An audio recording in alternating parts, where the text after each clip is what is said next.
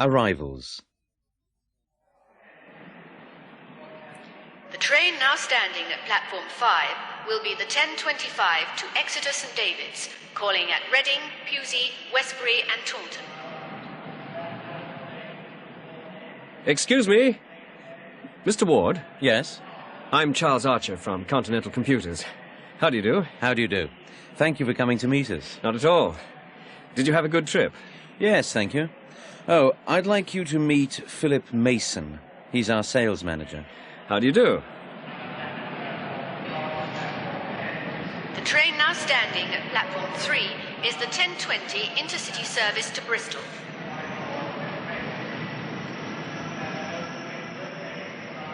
Sarah! Hi. Hi! I haven't seen you for ages. How's things? All right. And you? Fine. How's work? Okay. Do you fancy a coffee? Oh, yes, I'd love one.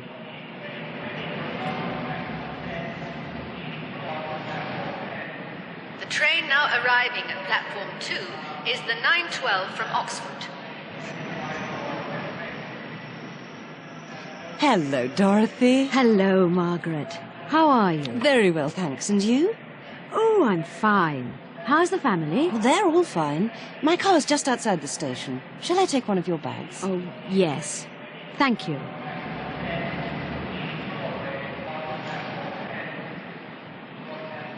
The next train leaving from platform 9 will be the 10:25 intercity service to Plymouth and Penzance. The train will be divided at Plymouth. Passengers for stations to Penzance should take the front 6 carriages. Good morning. Good morning. Single to Exeter, please. £14.70, please. There you are. Thank you. What time's the next train? 10:25. Thank you. The train now arriving at platform 12 is the 7:10 from Swansea. Trains from Swansea are running approximately 15 minutes late due to maintenance work between Swansea and Cardiff. Hello there. I beg your pardon? Hello. How are you getting on? Fine, thank you.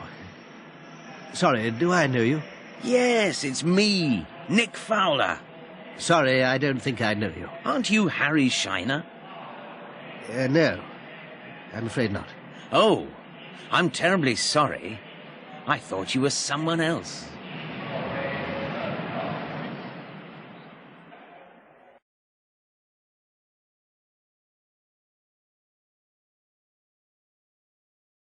Is everything ready? This Is Your Life is one of the most popular programs on British and American television. Every week a famous person is invited to a television studio without knowing that he or she will be the subject of the program.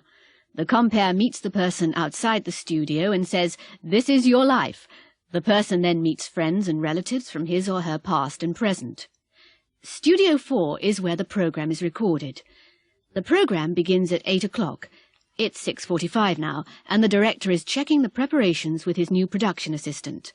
The subject of tonight's show will be an actor, Jason Douglas. The compere, as usual, will be Terry Donovan. Let's just check the arrangements. We're bringing Jason Douglas here in a studio car. He thinks he's coming to a discussion program. The driver has been told to arrive at exactly 7:55. Now the program begins at 8 o'clock. At that time, Jason will be walking to the studio. Terry Donovan will start his introduction at 8:01, and Jason will arrive at 8:02. Terry will meet him at the studio entrance. Camera 4 will be there. Then he'll take him to that seat. It'll be on camera 3. Jason will be sitting there during the whole program. For most of the show, Terry will be standing in the middle, and he'll be on camera 2. The guests will come through that door, talk to Terry and Jason, and then sit over there. Now, is that all clear? Yes, there's just one thing. Well, what is it? Who's going to look after the guests during the show? Pauline is. And where will they be waiting during the show? In room 401, as usual. Pauline will be waiting with them, and she'll be watching the show on the monitor. She'll tell them 2 minutes before they enter. I think that's everything.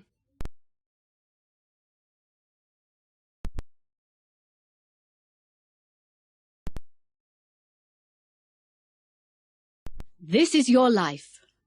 Good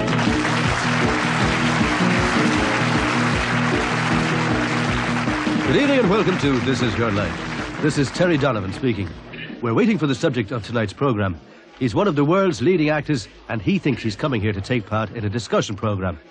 I can hear him now. Yes, here he is. Jason Douglas, This Is Your Life. Oh, no. I don't believe it. Not me. Yes, you. Now, come over here and sit down.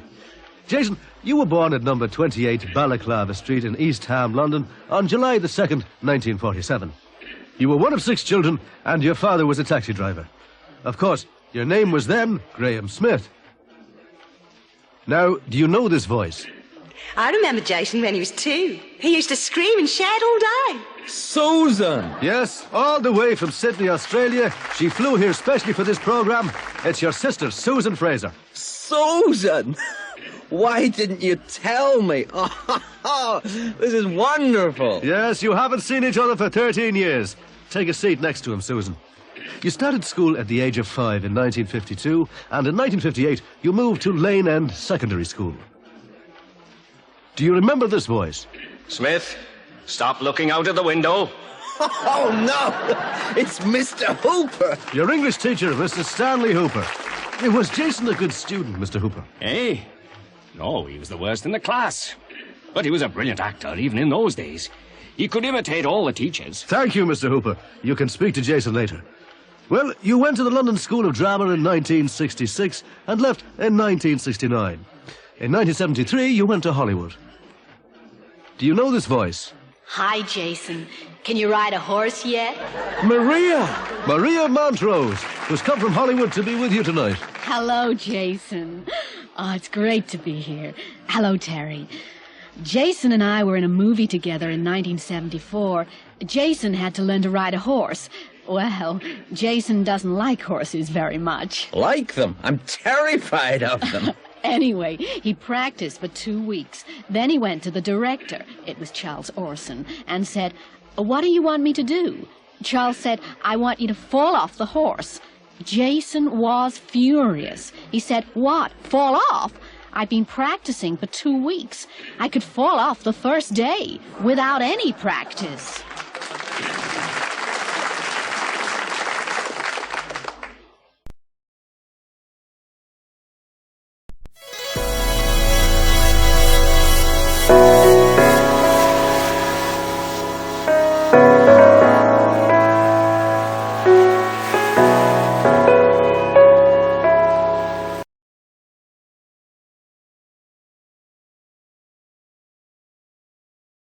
The Monte Carlo Rally. The Monte Carlo Rally, which started in 1911, is Europe's most famous motoring event. Competitors leave from several points around Europe and follow routes of approximately equal length to a rallying point, which will be Geneva this year. They then follow a single route to the finish.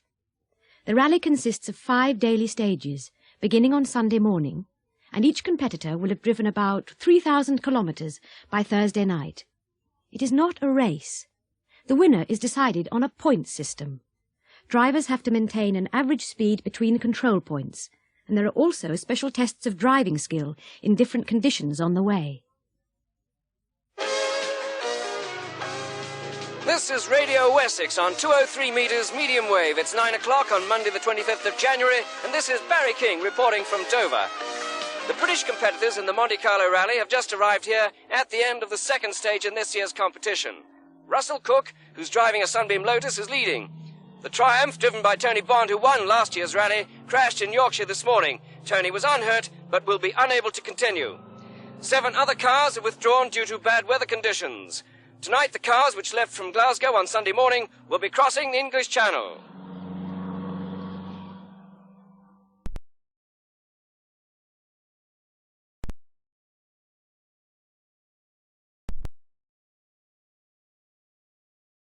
Out of work. In Britain, a lot of people are out of work. Tracy Chapman is 18 and she left school a year ago. She lives in the North East, an area of high youth unemployment. She hasn't been able to find a job yet. My dad just doesn't understand. He started working in a steel mill when he was 15. things are different now, but he thinks I should start bringing home some money. Oh, I get my unemployment benefit, but that isn't much, and I'm fed up with queuing for it every Thursday. I hate having to ask me mum and dad for money. Oh, my mum gives me a couple of pounds for tights now and then, but she can't stand seeing me at home all day. I've almost given up looking for a job. I buy the local paper every day, but I'm really tired of looking through the situations vacant column. There are 50 applicants for every job. I was interested in being a dentist receptionist because I like meeting people, but now I take any job at all. People ask me why I don't move to London, but I don't want to leave my family and friends. Anyway, I'm scared of living on my own in a big city. George Morley is 54. Until last year, he was a production manager in the textile industry. He had worked for the same company since he left school. He had a good job, a 4-bedroomed house and a company car. When his company had to close because of economic difficulties, he became redundant. It's funny, really. I don't feel old, but it isn't easy to start looking for a job at my age. I've had so many refusals. Now I'm frightened of applying for a job. All the interviewers are 20 years younger than me. You see, I'm interested in learning a new skill, but nobody wants to train me. I can see their point of view. I'll have to retire in 10 years. It's just, well, I'm tired of sitting around the house. I've worked hard for nearly 40 years, and now I'm terrified of having nothing to do. When I was still with Lancastrian Textiles, I was bored with doing the same thing day after day, but now I'd really enjoy doing a job again. Any job, really. It's not the money. I got good redundancy pay, and the house is paid for, and I've given up smoking. No, it's not just money. I just need to feel, well, useful. That's all.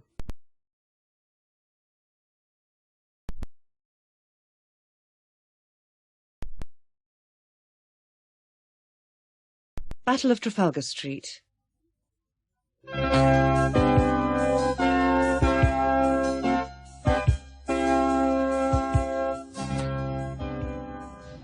This is Pennine Radio News. Alan Nelson reporting from Trafalgar Street.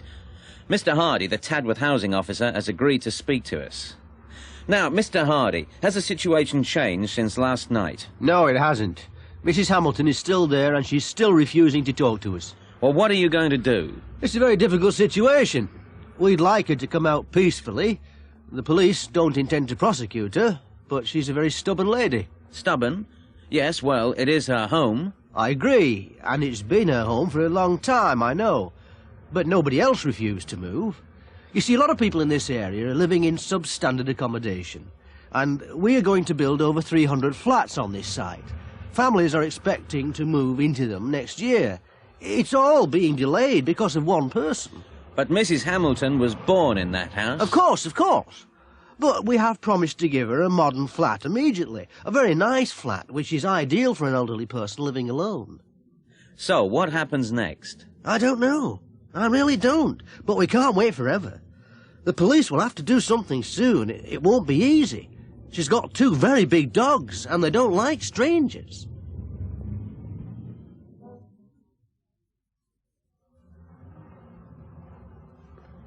We have also managed to arrange an interview with Mrs. Hamilton. She has decided to speak to us, but she has demanded to see me alone. Mrs. Hamilton. Who are you? I'm Alan Nelson, Pennine Radio News. Well, don't come any closer or I'll let the dogs out. Down, Caesar. Sit, boy. I'm sure our listeners would like to hear your side of the story. There's not much to say. I'm not moving. I was born here. I had my children here, and I intend to die here. But the council really need to have this land, and they have arranged to provide a new flat for you. Oh, yes, I know. But I can't take me dogs with me. And I need to have company. My dogs are all I've got. Down, boy. How long can you stay here? Oh, I've got plenty of food. The council have threatened to cut off the water and electricity, but I'll be all right. Well, thank you, Mrs. Hamilton, and good luck. And you can tell the council from me, I want another house where I can keep me dogs, not a little flat in a bloody high-rise block.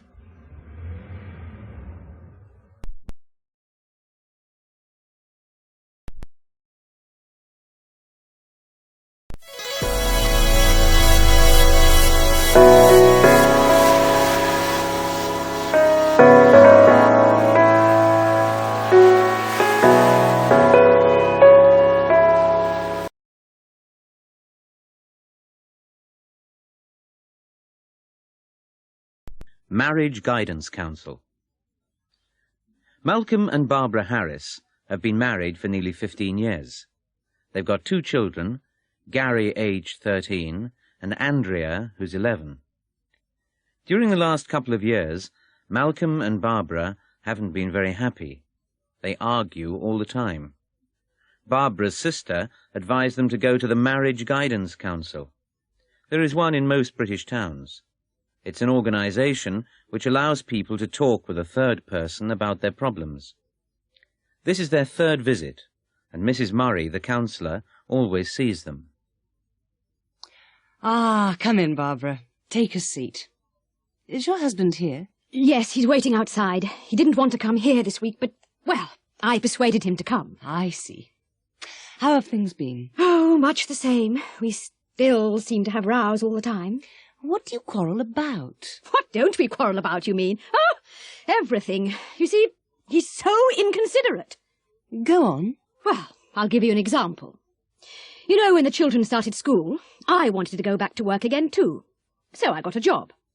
Well, anyway, by the time I've collected Gary and Andrea from school, I only get home about half an hour before Malcolm. Yes? Well, when he gets home, he expects me to run around and get his tea. He never does anything in the house. And last Friday, he invited 3 of his friends to come round for a drink. He didn't tell me to expect them, and I'd had a long and difficult day. I don't think that's right, do you? Barbara, I'm not here to pass judgment. I'm here to listen. Sorry. And he's so untidy. He's worse than the kids. I always have to remind him to pick up his clothes. He just throws them on the floor. After all, I'm not his servant. I've got my own career. Actually, I think that's part of the trouble. You see, I earn as much money as he does. Malcolm, I'm so glad you could come. Hello, Mrs. Murray. Well, I'll be honest. Barbara had to force me to come, really. Does it embarrass you to talk about your problems? Yes, it does. But I suppose we need to talk to somebody. Barbara feels that you resent her job. I don't know. I would prefer her to stay at home, but she's very well qualified, and I encouraged her to go back to work. Now the kids are at school, she needs an interest, and I suppose we need the money. How do you share the housework? I try to help. I always help her to wash up, and I help Gary and Andrea to do their homework while she does the dinner. But she doesn't think that's enough. What do you think? I'm not here to give an opinion, Malcolm. I think we're both too tired, that's all. In the evenings, we're both too tired to talk. And Barbara, she never allows me to suggest anything about the house or about the kids. We always have the same arguments. She's got her own opinions, and that's it. Last night we had another row. She's forbidden the kids to ride their bikes to school. Why? She thinks they're too young to ride in the traffic, but I think they should. She always complains about collecting them from school. But you can't wrap children in cotton wool, can you?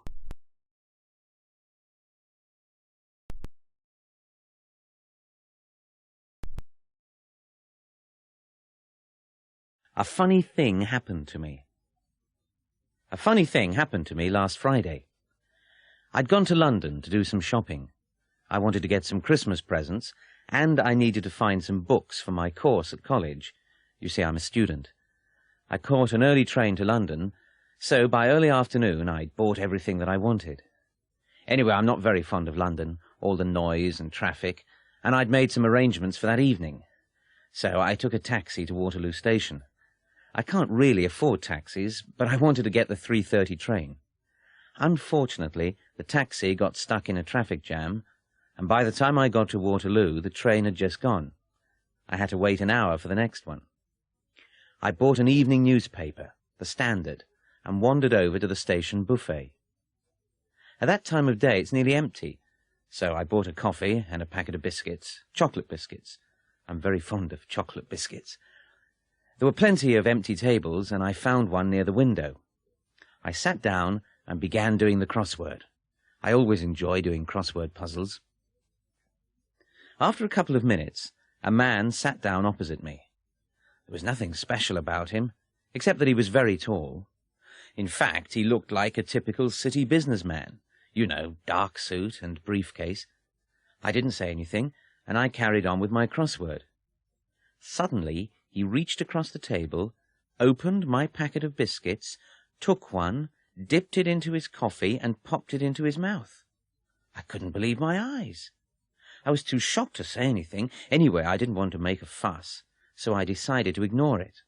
I always avoid trouble if I can. I just took a biscuit myself and went back to my crossword. When the man took a second biscuit, I didn't look up and I didn't make a sound. I pretended to be very interested in the puzzle. After a couple of minutes, I casually put out my hand, took the last biscuit, and glanced at the man.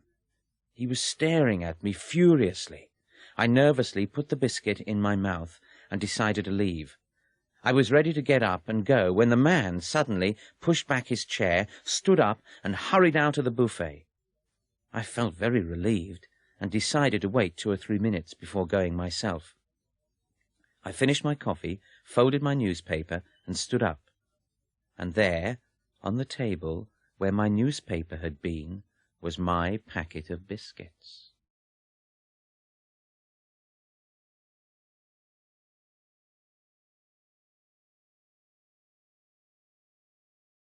Polite requests. Max Millwall used to be a popular comedian on British radio. He's nearly 70 now, but he still performs in clubs in the Midlands and north of England. He's on stage now at the All-Star Variety Club in Wigan.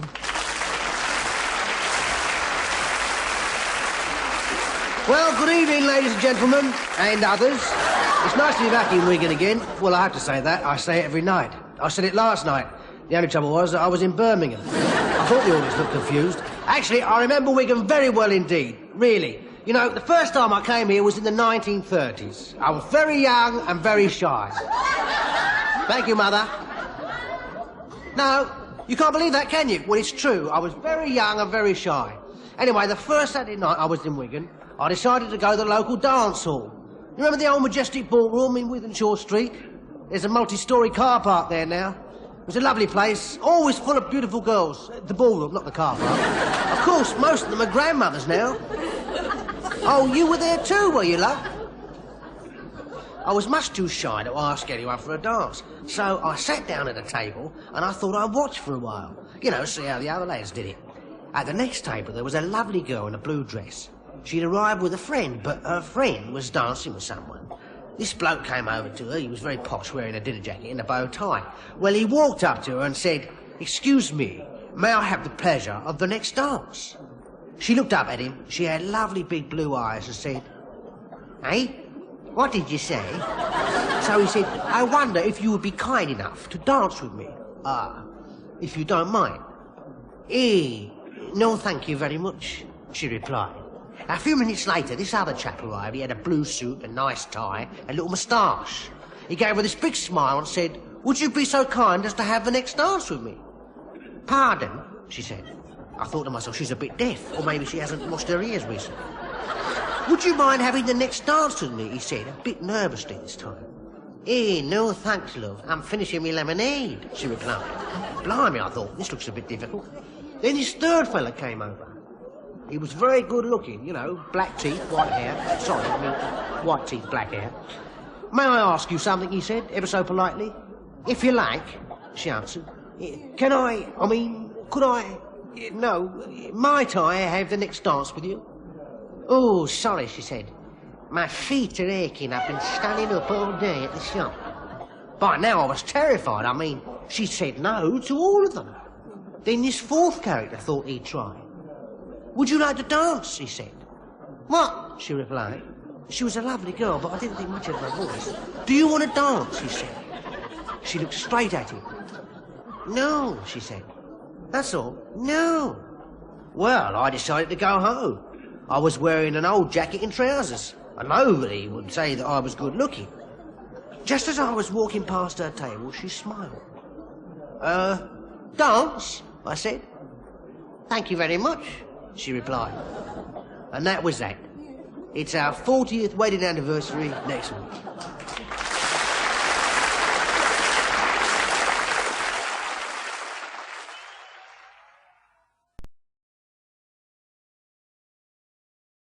Polite requests. Mike, Yes? shut the door, will you? It's freezing in here. Right. Sorry.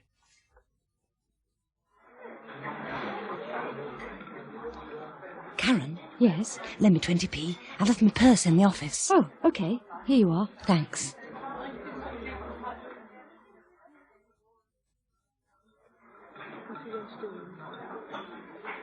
Excuse me, could you pass me the sugar? Oh, yes, of course. There you are. Thank you very much.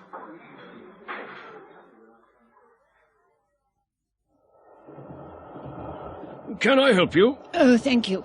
Would you mind putting my case on the rack? Not at all. Oh, there you are. Oh, thank you so much. You're very kind.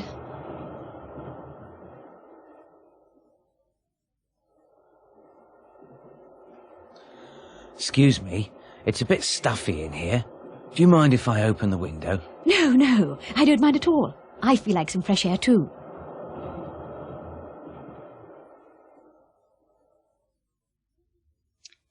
Excuse me, Mrs. Howe. May I ask you something? Yes, Wendy. What is it? May I have the day off next Friday? Well, we're very busy. Is it important? Yes, it is really. It's my cousin's wedding. Oh, well, of course you can.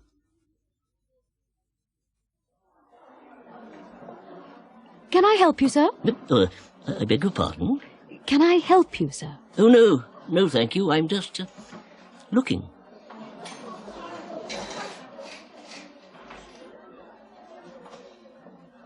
Good morning. Good morning. I wonder if you can help me. I'm trying to find a Christmas present for my father. Might I suggest a tie? Perhaps.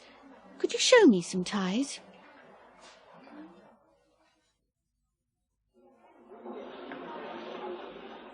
Excuse me. Yes? I wonder if you'd be kind enough to get me one of those tins on the top shelf. I can't reach it. Certainly. There you are. Thank you very much indeed.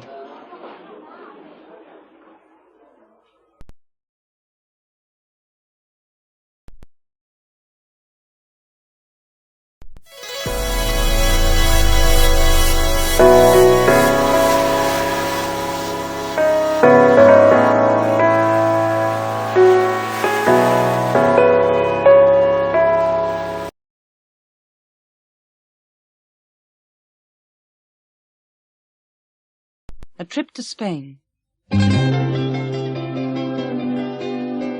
Norman Garrard is a trainee sales representative. He's 22 and he works for a company that sells toys. He's going to Spain on business. It's his first business trip abroad and he's packing his suitcase. He lives with his parents and his mother is helping him and fussing. Norman, haven't you finished packing yet? No, Mum. But it's all right. There isn't much to do. Well, I'll give you a hand. Oh, there isn't much room left. Is there anywhere to put your toilet bag? Yes, it'll go in here. Now, I've got 3 more shirts to pack. They'll go on top. But there's another pair of shoes to get in. I don't know where to put them. Put them down the side. Right, I think we can close it now.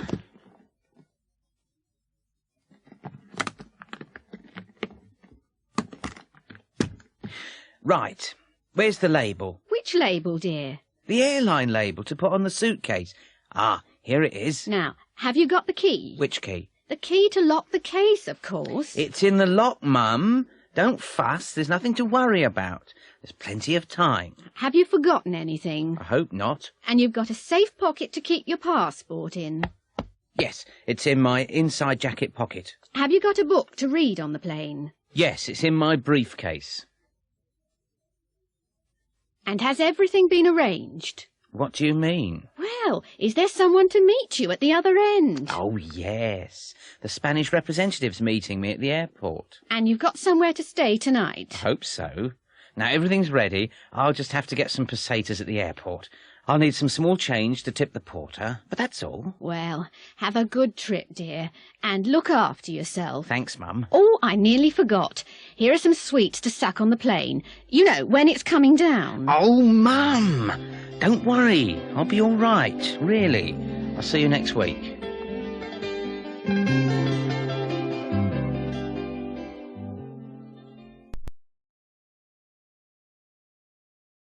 Flying to Spain.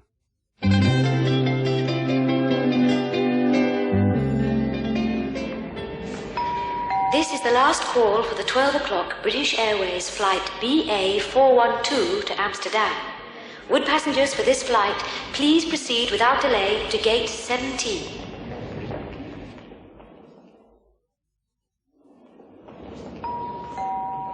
Scandinavian Airlines announced the departure of the 12:05 flight SK 526 to Stockholm. This flight is now boarding at gate 8.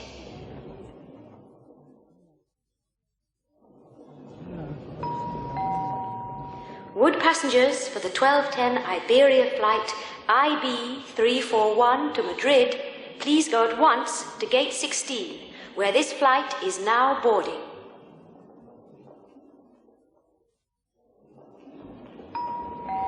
Alitalia regret to announce that their 12:15 flight AZ 281 to Rome will be delayed for approximately 30 minutes.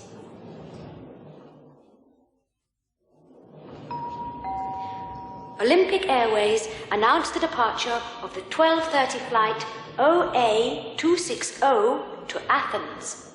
Would passengers on this flight please proceed to gate 19? This is a call for Mr. Gaston Meyer. Would Mr. Gaston Meyer, travelling on the 12:45 Sabina flight SN 604 to Brussels, report to the airport information desk, please?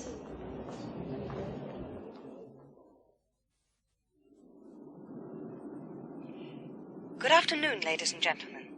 Captain Perez and his crew welcome you aboard Iberia flight IB 341 to Madrid.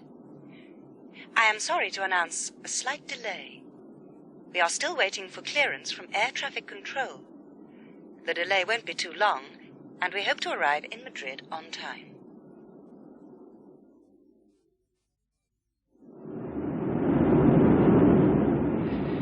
This is your captain speaking. We are now passing over the English coast.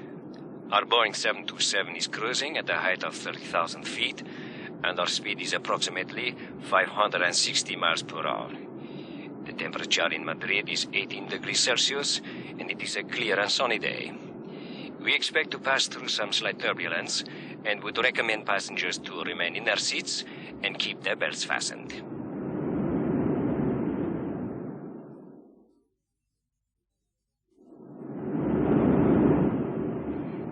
We are now beginning our descent to Madrid. Would passengers please make sure that their seatbelts are fastened and extinguish all smoking materials. We would like to remind passengers that smoking is not permitted until you are in the airport building.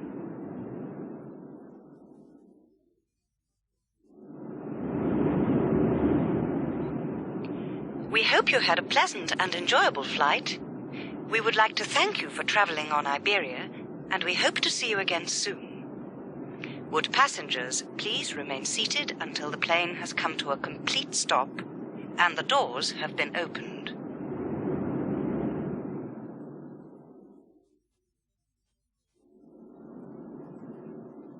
Here's your tray, sir. Oh, thank you. Would you like something to drink? Yes, please. Some red wine. That's 100 pesetas. Thanks. Can I pay in British money? Of course. You needn't pay now. I'll collect it later.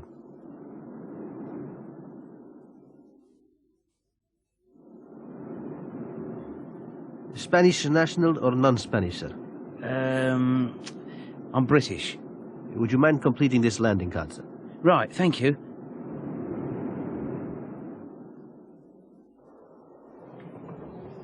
Passport, please. Thank you. Where have you come from, sir? London. And what's the purpose of your visit? Business or pleasure? Business. Fine. And how long will you be staying here? Just for 5 days. Thank you, Mr. Garrad. I hope you enjoy your visit.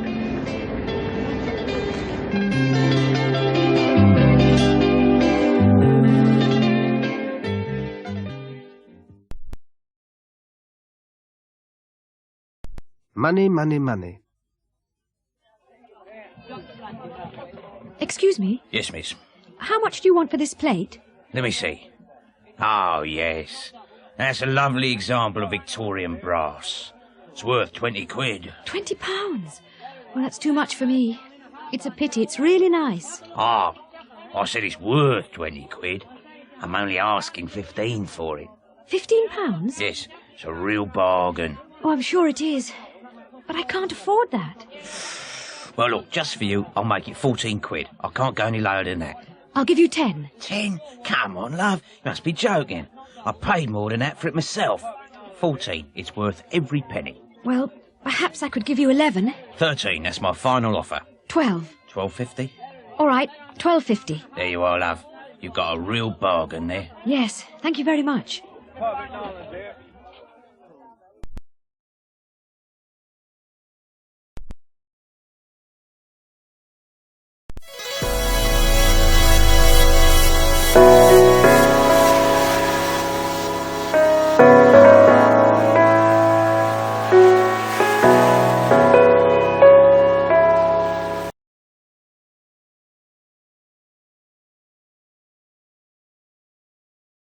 Inside Story.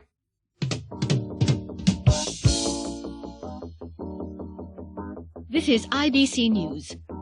Julian Snow, the missing Daily News reporter, was interviewed this morning by Dominic Beale of IBC News in Mandanga.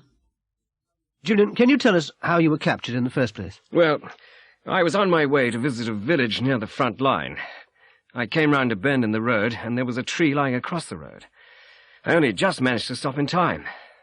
Suddenly, armed men appeared on all sides. What did you do? What would you do? I just sat there with my hands in the air. Anyway, they made me get out of the Land Rover and made me lie on the ground. I thought, this is it. They're going to shoot me. I started saying my prayers. What happened next? Well, they searched me. Of course, I didn't have any weapons, just a camera. It's funny, they let me keep it. Then they tied my hands together and blindfolded me. Then they made me get in the back of a truck and lie under some sacks. I've no idea where they took me, except that it was quite a large training camp. I was there for 10 days. Were you treated well? Yes, I suppose I was. They let me walk about the camp, and they let me take photographs, but they wouldn't let me photograph any faces. I was able to interview some of the leaders. How did you escape? I didn't. They put me back in the truck, blindfolded me again, drove for a few hours, then made me get out, pointed me in the direction of town, and let me go. And what exactly did the guerrilla leaders say about the situation? Well, if you want to know that, you'll have to buy tomorrow's Daily News.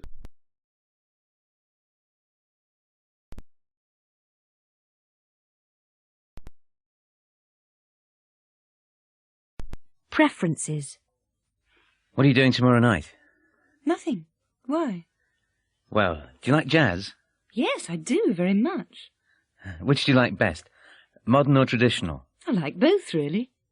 There's a weather report concert at the Hammersmith Odeon. Would you like to come? Oh, yes, they're my favourite group. Lisa, look over here. They've got a very good selection of Levi cords. Oh, yes, and they got my size, too. But only in navy blue and black. Which do you prefer? I don't like either of them very much. I really wanted green. We haven't got green in your size. Go on, try a pair on. No, I prefer to look somewhere else.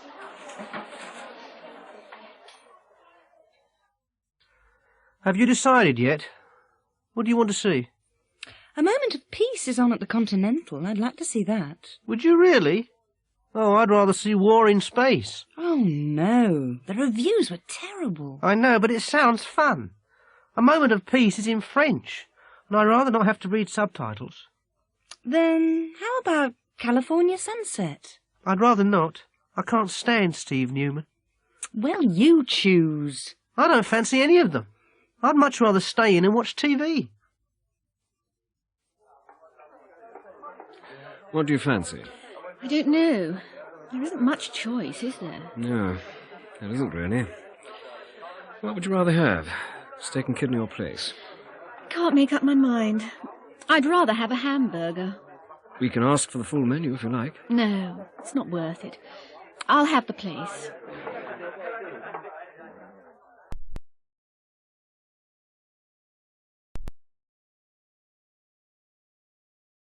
Where have all the fans gone? Good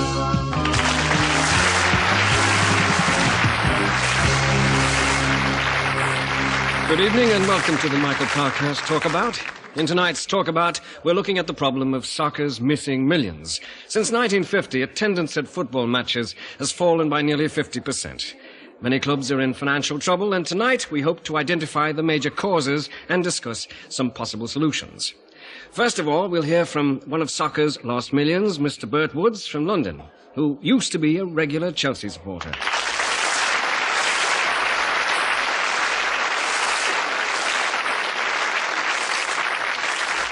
I stopped going 5 or 6 years ago. I'd rather stay at home, watch it on telly. You get a better view. And I like the action replays. I'm too afraid to go now, really. All this violence, you know.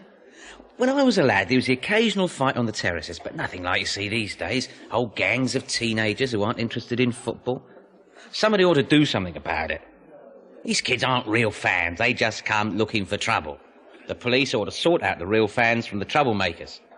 You know, I always used to go with my dad, but I wouldn't take my kids. There's too much foul language. And I don't only blame the kids. There ought to be more discipline at home and in schools.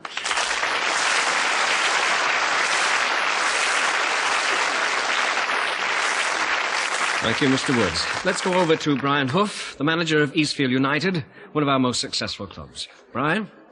I sympathise with Mr. Woods, and there are plenty of people like him. Anyway, we better do something about it or we'll all go broke.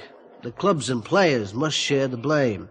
Football's big business and it's very competitive. Winning has become the most important thing. There's too much violence on the field. Referees have to get tougher with players. They should send off players for deliberate fouls. The other problem is television. There's too much football on TV and they only show the most exciting parts. Goals, fouls and violence. People are bored when they see the real game. Anyway, the clubs started talking about these problems 10 years ago and nothing's been done. We better not spend another 10 years talking. We better do something and do it soon.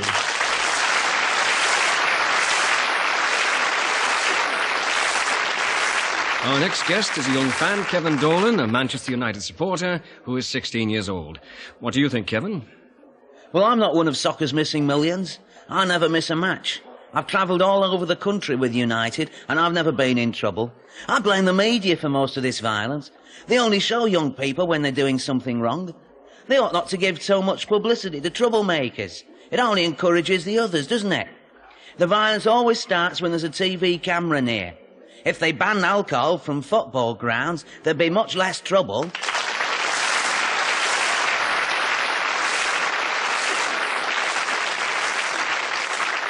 Thank you, Kevin. Our last speaker is Jimmy McTavish, the ex-Scotland striker, who has just returned from the United States after spending 2 years with Miami Galaxy. Well, Jimmy, what ought we to do? I agree with a lot of what's been said, Michael, but hadn't we better look at some solutions? I've been playing in the States for the last 2 seasons, and I haven't seen any violence over there. A football match is a day out for the family. More than half the supporters are women and children, and there are much better facilities. Everybody gets a comfortable seat. There are good restaurants and there's entertainment before and after the game and at half-time. Football stadiums are old, cold and dirty over here. We'd better take a good look at American soccer. I think we've got a lot to learn. Entertainment is what football is all about and we'd better not forget it.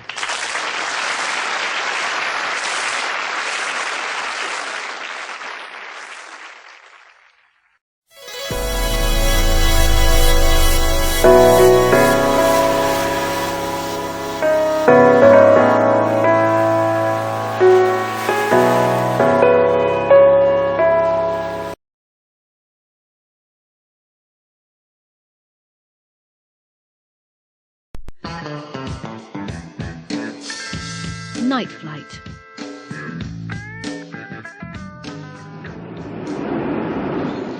This is Captain Cook speaking. Our estimated time of arrival in Brisbane will be 1 a.m., so we've got a long flight ahead of us. I hope you enjoy it. Our hostesses will be serving dinner shortly. Thank you.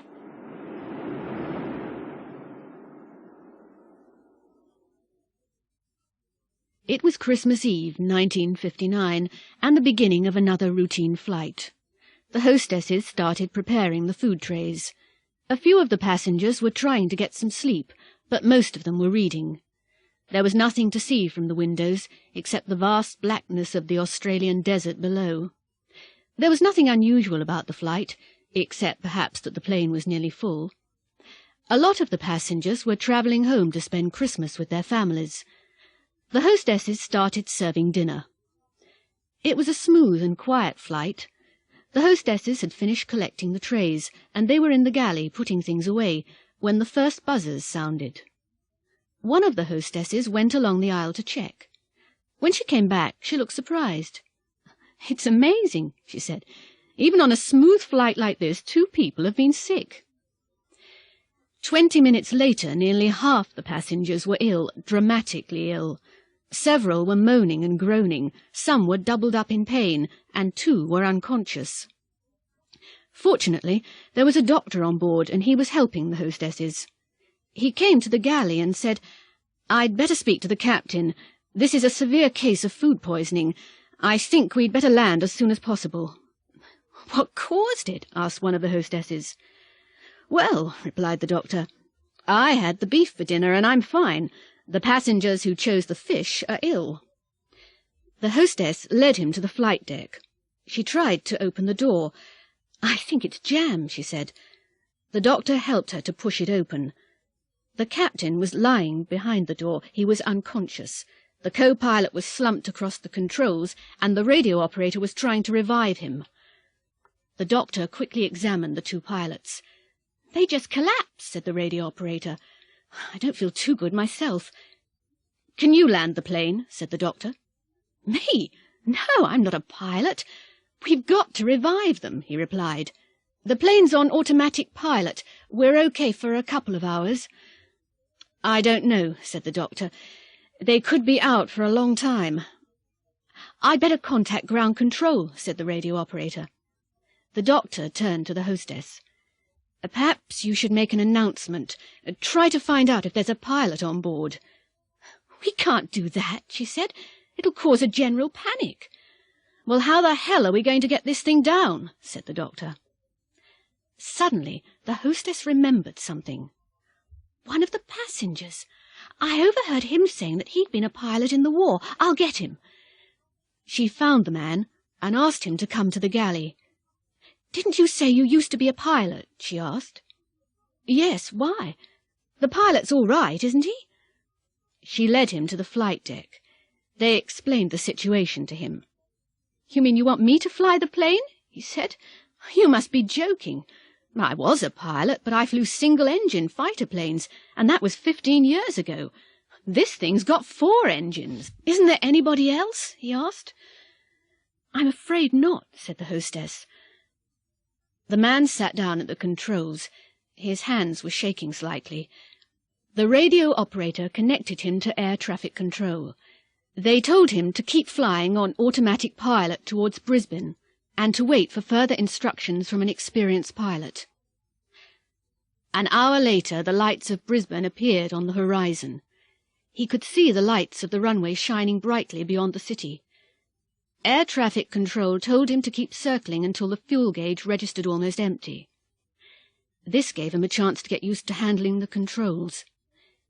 In the cabin, the hostesses and the doctor were busy attending to the sick.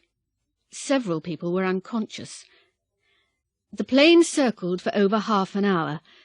The passengers had begun to realize that something was wrong. "What's going on? Why don't we land?" shouted a middle-aged man. "My wife's ill. We've got to get her to hospital." A woman began sobbing quietly. At last the plane started its descent. Suddenly there was a bump which shook the plane. "We're all going to die!" screamed a man. Even the hostesses looked worried as panic began to spread through the plane. "It's all right," someone said. "The pilot's just lowered the wheels, that's all." As the plane approached the runway, they could see fire trucks and ambulances speeding along beside the runway with their lights flashing. There was a tremendous thump as the wheels hit the tarmac, bounced twice, raced along the runway, and screeched to a halt. The first airport truck was there in seconds. "That was nearly a perfect landing. Well done!" shouted the control tower. Thanks, said the man. Any chance of a job?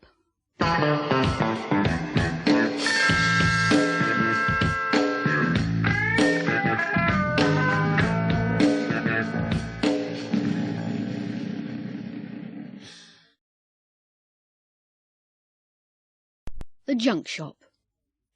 Justin Wedgwood and Lenny Smith are antique dealers. They've got a very successful business. They travel around the country buying antique furniture and paintings from junk shops and from elderly people, and then they sell them from their shop in Kensington, a fashionable part of London. Today they're in a small Welsh town. Justin's just come out of a little junk shop, and he seems very excited. Lenny, we're in luck. There's a painting in there, a landscape. It's a good one. I thought it might be valuable, so I had a good look at the signature. It isn't very clear. I think it may be a constable. A constable? It can't be. They're all in art galleries. They're worth a fortune. Well, someone found one 2 years ago. This might be another. It's dirty and it isn't in very good condition. How much do you think it's worth? I don't know. It may be worth 100,000. It might even be worth more. Be careful, Justin. We'd better use the old trick. Right. There's a chair in the window. It must be worth about £5. I'll offer the old lady 50 quid for it. She'll be so pleased that she won't think about the painting. Don't say you want the painting. Say you want the frame, OK? Fine. You'd better wait in the van. I'd rather do this on my own. Justin, check the signature before you give her 50 quid for the chair. Don't worry, Lenny. I know what I'm doing.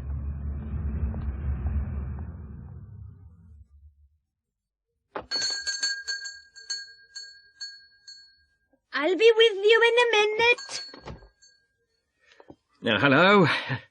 I'm interested in that chair in the window. What? That old thing? It's been there for years. Has it? It's very nice. I think it could be Victorian. Really? Yes, I think I'm right. I've seen 1 or 2 other chairs like it. I think I could get a good price for that in London. I'll offer you, £50. 50? You must be mad, man. No, it's a fair price. Well then, it's yours. There you are, then. £50. Goodbye. Oh, by the way, that painting's in a nice frame. It's a nice picture, dear. Early 19th century, I've heard. Oh, no, it can't be. I've seen lots like it. It must be 20th century. There's no market for them. Still, I could use the frame. All right. How much will you give me for it? How about £20? Oh, no, dear. It must be worth more than that. It came from the big house on the hill. Did it? Let me have another look at it. Yes, the frame is really nice. I'll give you 100. Oh, dear. I don't know what to do. You see, I like that painting myself. All right. 120. That's my final offer. Shall we say 150? Okay, it's a deal. Shall I wrap it for you? No, I've got the van outside. It was nice doing business with you. Goodbye. Bye-bye, dear. Thank you. Owen! Yes, my love? I've sold another of your imitation constables. You'd better bring another one downstairs. If the paint's dry. The gentleman who bought it seemed very pleased with it.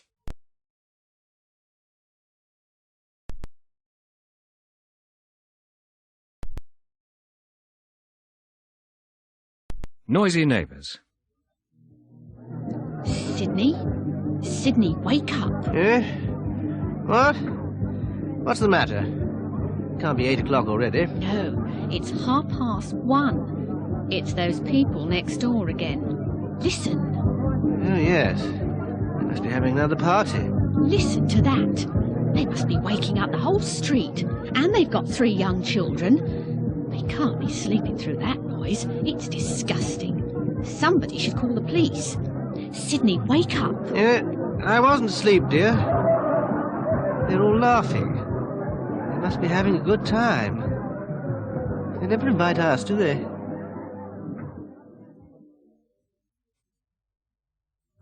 Sydney. Yes, dear. What is it now? Listen. They must be leaving. Oh, thank goodness for that. Maybe we'll get some sleep. I hope so. It's nearly 3 o'clock. Good night, dear. Oh, hell, they're having a row now. I'm not surprised. They always have rows after parties. Oh, they must be throwing the pots and pans again. No, I think that was a plate, dear. Or maybe the television. They'll be sorry in the morning. Sydney, wake up. Oh, what's that? Can't be hammering at this time of night. What time is it? 4 o'clock. What can they be doing at 4 o'clock in the morning? I can't hear any voices. Go back to sleep, Sybil.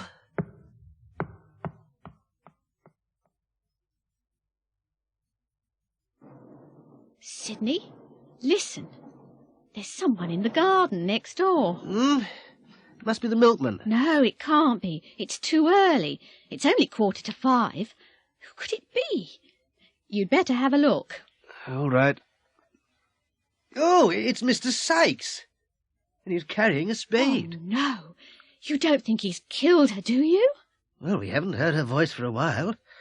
You know, she's probably sleeping. But what can he be doing at this time of night? If he has killed her, he might be burying the body. What? You don't think so, do you? Well, he can't be planting potatoes, can he? I suppose you'll want me to phone the police. No. Ask him what he's doing first.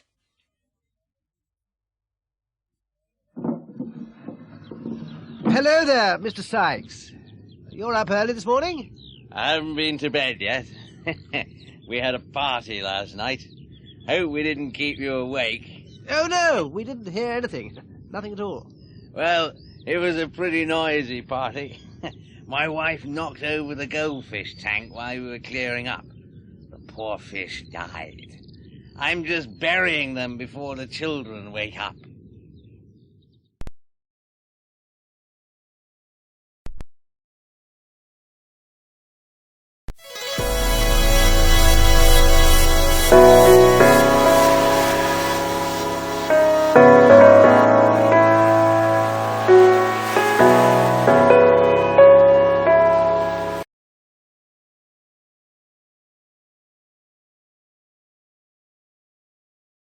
You're in the army now.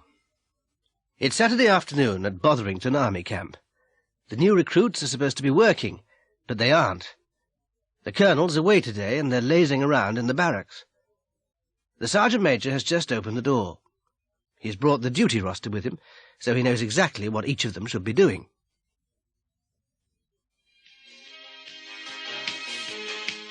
Hello, what's going on here? Smith? What are you doing? I'm listening to the radio, sir. And what are you supposed to be doing, Smith? I'm not sure, sir. Well, let me tell you, Smith. You are supposed to be mowing the lawn. Yes, sir. I'm sorry, sir. It won't happen again, sir. It had better not, Smith. And when I come back, Smith, you better be mowing that grass. Do you understand? Yes, sir. This isn't a holiday camp. You're in the army, you know.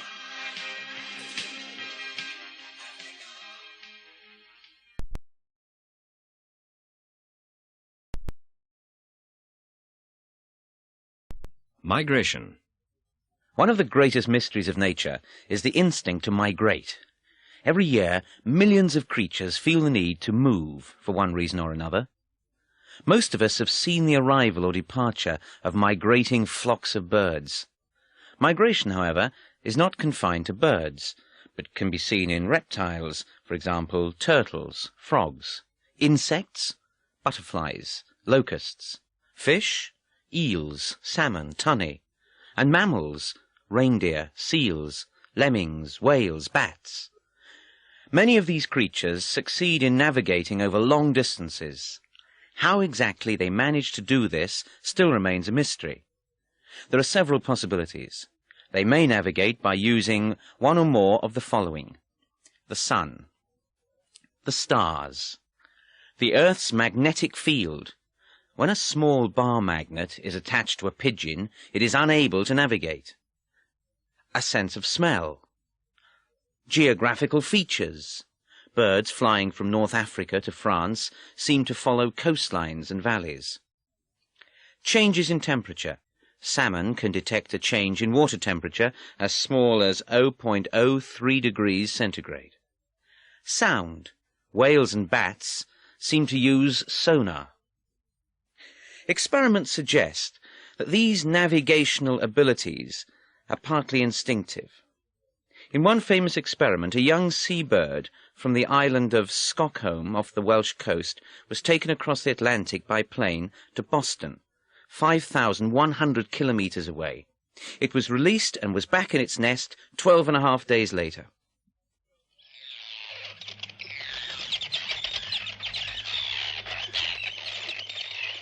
This seabird holds the record for long-distance migration.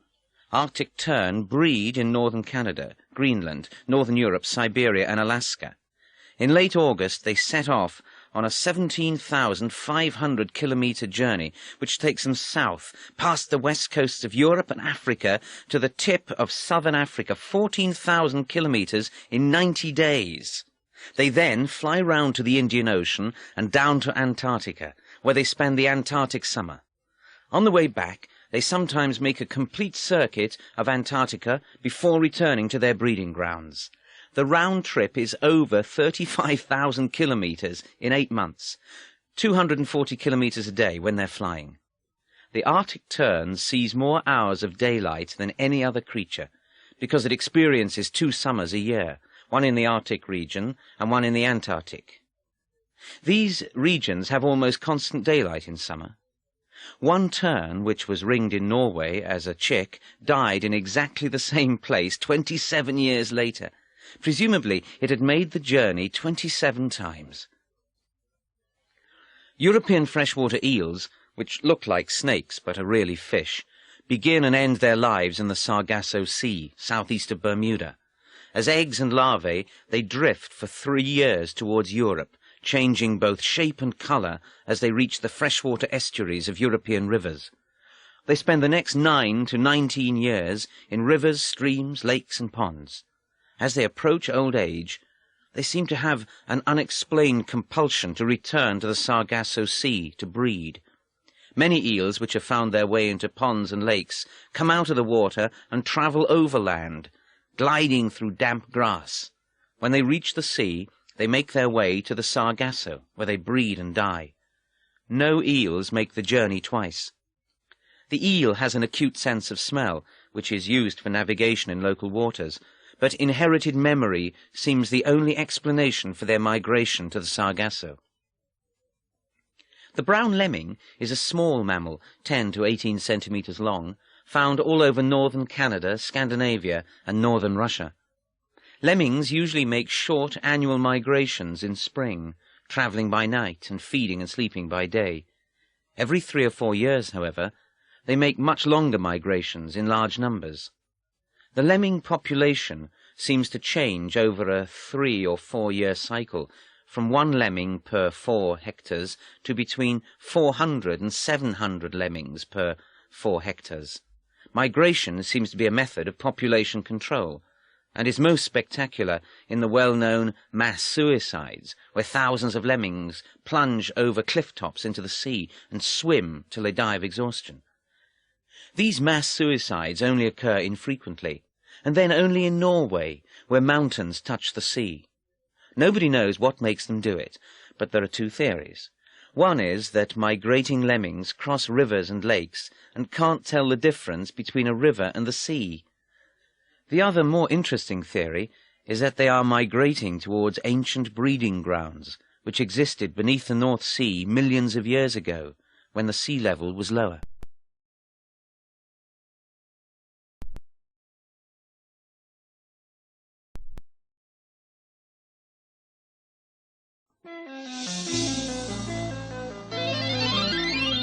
Murder at Gurney Manor.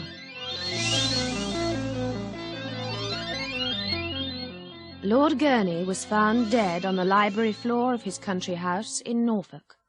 He had been shot 5 times. The police have been called. There are 6 people in the house, and they all heard the shots at about 9 o'clock. The police have taken statements and made the following notes about each of the 6 people. I was in my room. My bedroom's on the ground floor because I can't walk. I was reading. I heard the shots. There were 4 or 5. I wheeled myself into the hall. The door of the library was open. Miss Smart was standing in the doorway, screaming. Gillespie was standing at the French windows. The gun was on the floor by the body. I was in the drawing-room, writing some letters, job applications, actually. I heard the shots, ran across the hall. The library door was open. Poor dear Horace was lying in a pool of blood. I started screaming. Gillespie came in through the French windows. They were open. Then Lady Agatha arrived. She didn't say a word. She just stared at me. I was in the billiard room. I was practicing. Suddenly there were 5 shots. I thought it was Chivers shooting birds in the garden again. Then I heard a scream.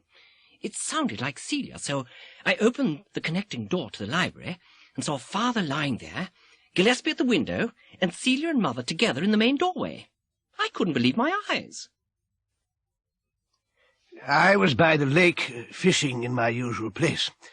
When I heard the shots, I hurried through the trees towards the house. I saw Gillespie running across the lawn towards the library. When I got there, everybody was in the room except Tom Giles, the gardener. Poor old Gurney was dead. I was absolutely sure he was dead. After all, I was in the army for 20 years. I was taking my evening walk. I had just come out of the kitchen door. I was walking round the corner of the house when I heard shooting. I ran across the lawn to the French windows. I saw Lord Gurney's body and Miss Smart in the doorway. I was working in the kitchen garden. I heard shots, but that's not unusual around here. Lord Gurney and the Major are very fond of shooting. And I heard lots of screaming and shouting, so I went into the house through the kitchen door to see what was happening. They were all there. I wasn't sorry. He deserved it. Everybody hated him.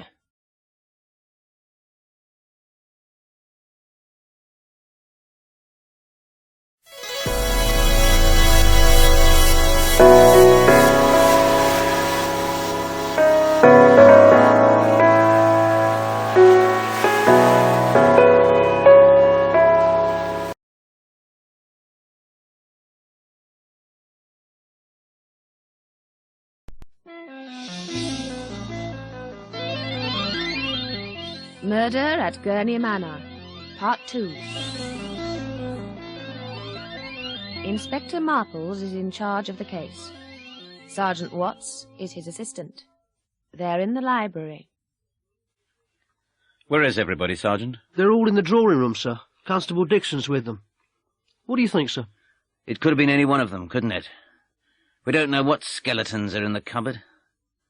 May have been 2 of them together. Might even have been all of them. Nobody seems very sad. No, sir. Lord Gurney was a very unpopular man in the village. Nobody liked him. It could have been an outsider. No, Watts. It must have been one of them. Let's look at the evidence. It seems to me that everybody has got a motive, sir, and nobody's got an alibi. They all say they were alone when it happened. Yes, and there are no fingerprints on the gun. It couldn't have been her, sir. Why not, Watts? Well, she's in a wheelchair. She can't move very fast. Anyway, they've been married for 35 years. Can't have been her. Most murders are inside the family, Watts, and there is a door between her room and the library. Oh, yes, sir. But it was locked. Doors have keys, Watts. But why would she want to kill him? Miss Smart's a very attractive young woman. We don't know what was going on. She could have been jealous. But, sir, he was over 60. He was old enough to be her father. Ah, well, Watts, he was a good-looking man and very rich. What about the Major, Watts? He's a strange fellow. I've been thinking about that. It can't have been him, sir. Really? Why not? Why would he need to fire 5 times? He was an army pistol champion. He could have killed him with 1 shot. Maybe he did, Watts. Maybe he did. I don't understand, sir. There are a lot of things you don't understand, Watts. Perhaps he's more clever than he looks. But there's no motive, sir. There may have been. I mean, there was that scandal with the property company. But he was at the lake, sir. He might not have been, Watts. He's a pistol champion. He could have shot him from the trees and thrown the gun into the room. Oh. Do you really think so, sir? I don't know, Watts. It's just a theory.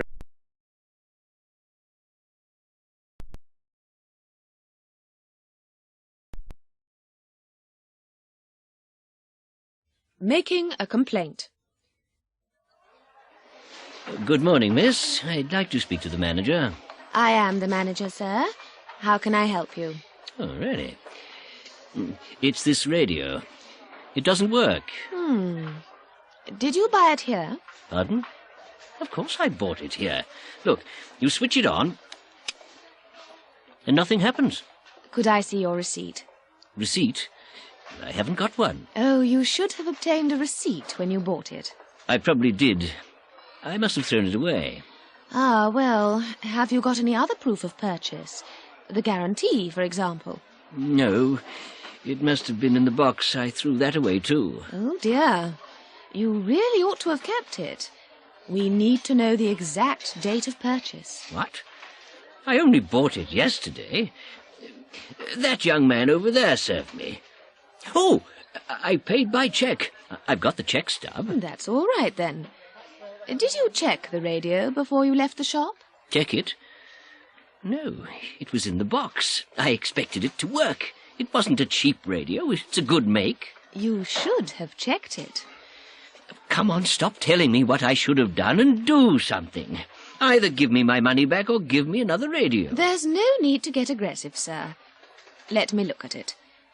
You see this little switch on the back? Yes. It's on mains, and it should be on battery. You really should have read the instructions. Oh.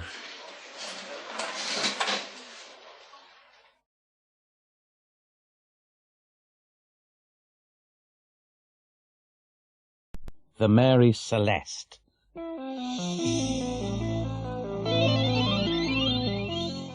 Part 1. The Mary Celeste was built in 1861 in Nova Scotia, Canada, as a cargo-carrying sailing ship. When it was launched, it was given the name the Amazon. It was not a lucky ship.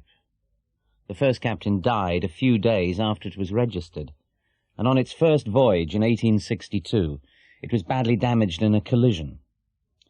While it was being repaired in port, it caught fire.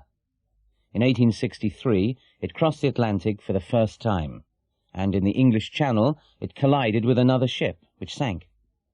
The Amazon was badly damaged itself. 4 years later, in 1867, it ran aground on Cape Breton Island off the Canadian coast. The ship was almost completely wrecked and had to be rebuilt.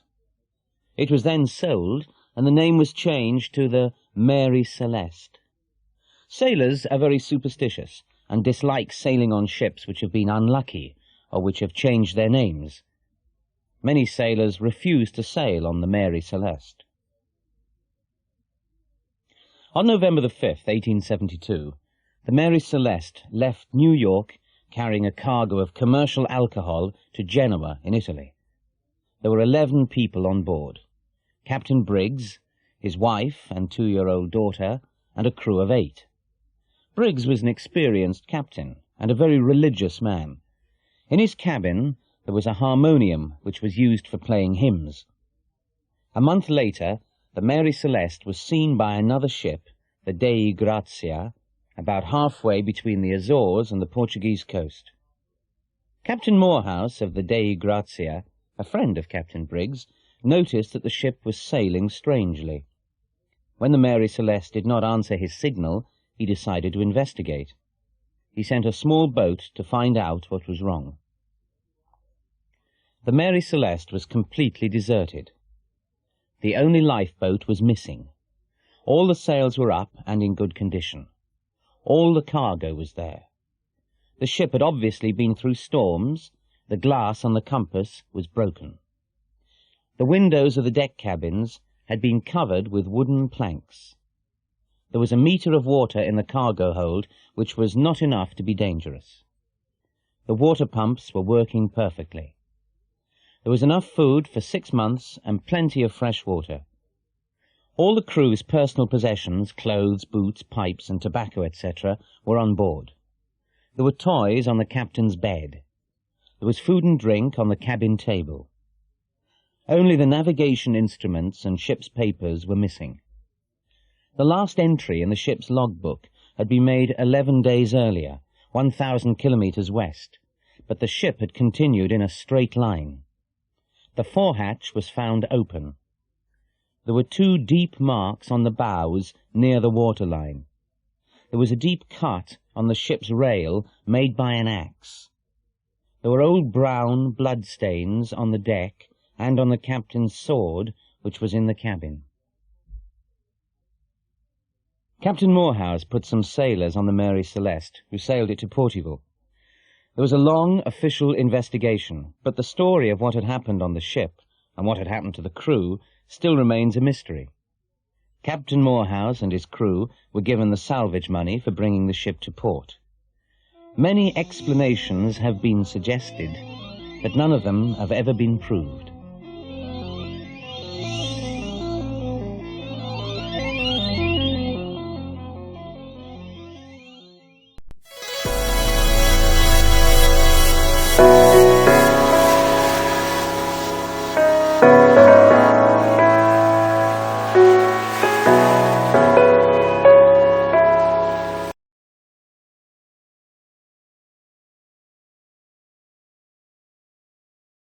The Mary Celeste, Part 2.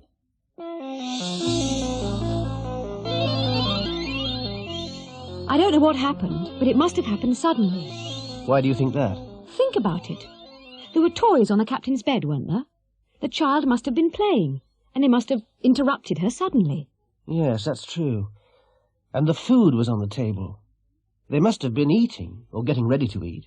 I'll tell you my theory. The lifeboat was missing, right? They could have been practicing their emergency drill. They must have got into the boat and launched it. All right. But what happened to the boat? They may have been rowing the lifeboat round the ship, and there must have been a gust of wind. Then the ship could have moved forward and run down the lifeboat. That explains the marks on the bows. Come on. They can't all have been sitting in the lifeboat. What about the captain? He should have been steering the ship. He might have been watching the drill and jumped in to save the others.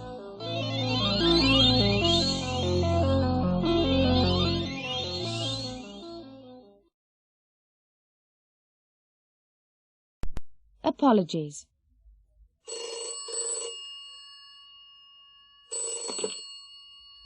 Hello. Derek Moore speaking. Oh, hello, Derek. This is Clive. Ah, yes. Did you get home all right? Yes, thanks. But I just wanted to apologize for last night. Don't worry about it. It really doesn't matter. But the carpet, it must be ruined. It was so silly of me to put the cup on the floor. Forget it, Clive. It's all right now. But it must have made an awful stain. Look, it's nothing. I was annoyed last night, but it doesn't look so bad this morning. Anyway, you must let me pay for the cleaning. Listen, Clive, accidents happen. They always do at parties. I don't want to hear any more about it, right? All right. I really am very sorry. See you on Monday. Bye.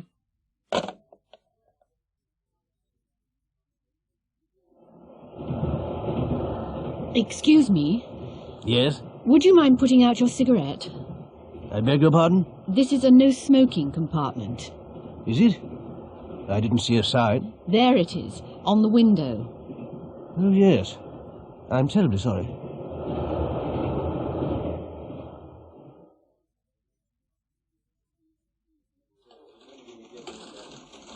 Oh, good morning, Mrs. Newbury. Good afternoon, Sharon.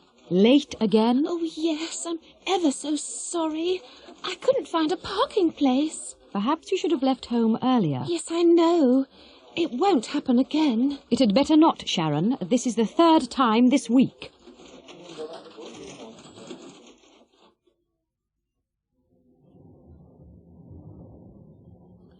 Oi, you. Me? Yes, you. What do you think you're doing? Pardon? I'm just waiting for the bus. Well, there's a queue, you know. Is there? Sorry, I didn't mean to push in. I didn't realize there was a queue.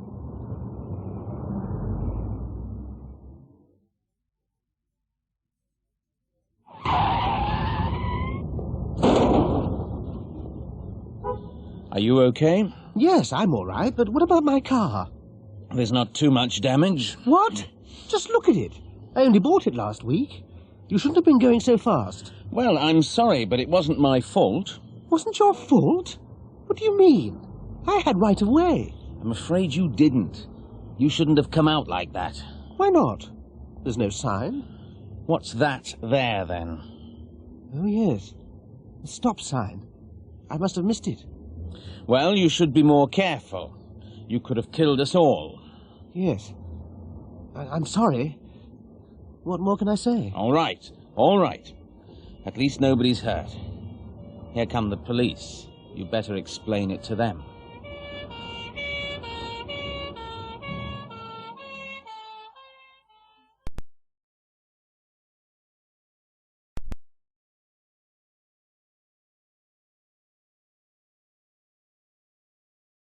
They didn't stop to tell me.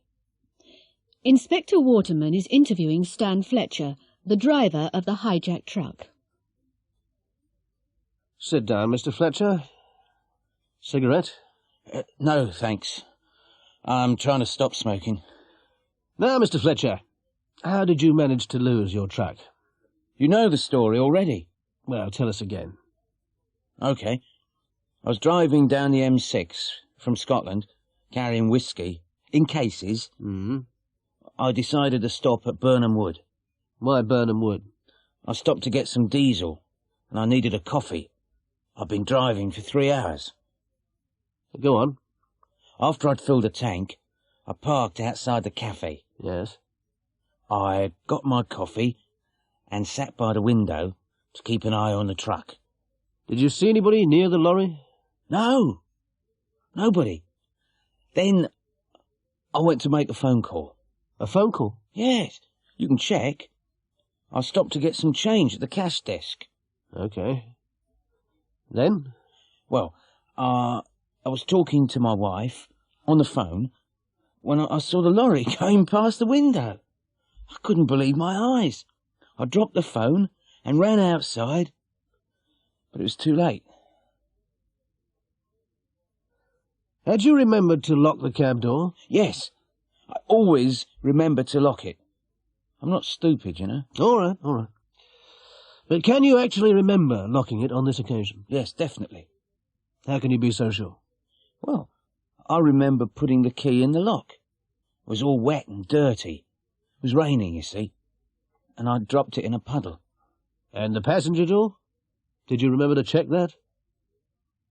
I don't actually remember checking it, but I'm sure I must have done. It locks from the inside, and I never use that door. But you don't remember checking it?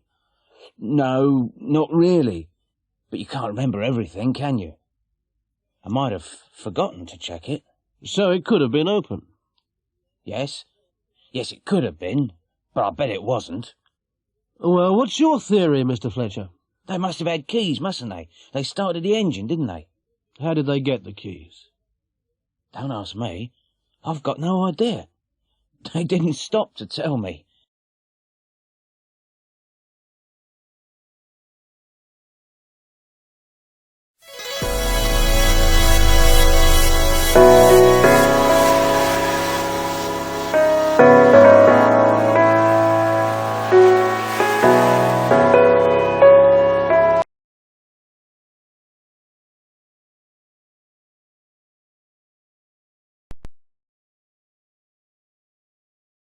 Kidnapped. Hugh Rowland is a wealthy businessman. His wife phoned him an hour ago to tell him that their daughter hadn't returned home from school. He told her not to worry and came home at once. He's just arrived to find his wife in tears. Pamela, what's wrong? Is it Caroline? Yes. This note came through the door. She's been kidnapped. Kidnapped? Oh, my God, no. Have you phoned the police? No, Don't touch the phone. Read the note first. £500,000. It'll take me a few days to get that much cash together. How long? I don't know. I just can't put my hands on that much money. Not immediately. Maybe we should phone the police. No, not the police. If the kidnappers find out, they'll kill her. But I'll have to borrow the money. If I don't tell the police, the bank won't let me have it. Oh, Hugh! Unless we do exactly what they say, we may never see her again.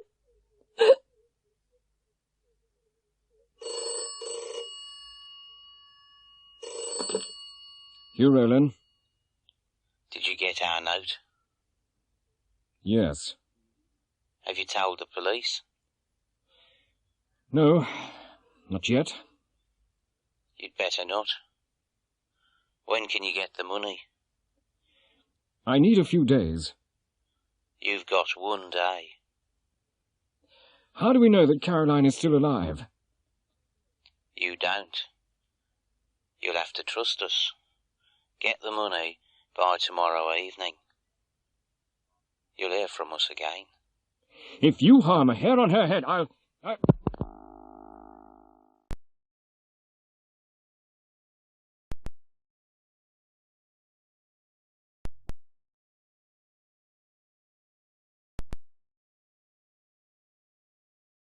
Have you seen this advert? Wendy, have you seen this advert? It looks great, doesn't it? I phoned them an hour ago. They'll ring me back if they want me. Oh, they'll want you. I mean, you've got beautiful long hair. I hope so. If I go, I'll get a new hairstyle. And a day out in London. Hey, Andrew, look at this ad. It looks fun. Why don't you ring? I'd love to, but it's a waste of time. My hair's far too short. Well, I like it the way it is. Anyway, you don't know what they might do. Blue and green hair's fashionable at the moment. Oh, Andrew, I wouldn't mind that. If I had longer hair, I'd phone them. Colin, take a look at this. Oh, yes, I've seen it. I'm going to phone tomorrow. It sounds very exciting. And you've got a decent car. There are some disadvantages. Every job's got disadvantages. But you're always complaining about your present job. I know. I'm prepared to try it. But we haven't got a phone. I won't take it if they don't pay the phone bills. Sandra, did you see this? Yes.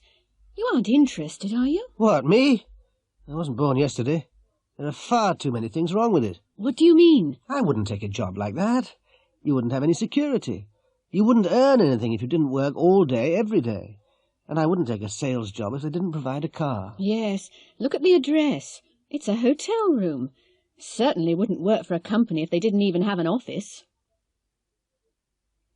Helen, what do you think of this advertisement? Didn't I tell you? It was in last week's paper, too. I applied. I've got an interview tomorrow. Do you think you'll get it? They seemed very keen on the phone. I think they'll offer me the job. So, you're going to California? I didn't say that. I won't take the job unless they agree to pay my return fare. It'll be hard work with 5 kids, and I won't go unless they offer me a good salary. There's a job in America in the paper. Yes, I know. I wouldn't dream of applying for it. Why not? You've been looking for a job in the States. It's slave labour, isn't it? 5 kids, 1 evening off a week. But the money might be very good. I wouldn't take it unless they paid me a really good salary, with longer holidays and more free time. And I certainly wouldn't go anywhere abroad unless they paid my return fare.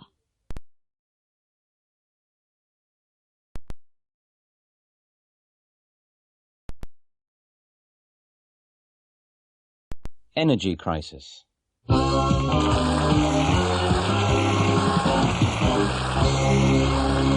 Good evening and welcome again to the Michael Parker's Talkabout. In tonight's program, we're looking at the problem of energy. The world's energy resources are limited. Nobody knows exactly how much fuel is left, but pessimistic forecasts say that there is only enough coal for 450 years, enough natural gas for 50 years, and that oil might run out in 30 years. Obviously, we have to do something, and we have to do it soon. I'd like to welcome our first guest, Professor Marvin Burnham of the New England Institute of Technology. Professor Burnham.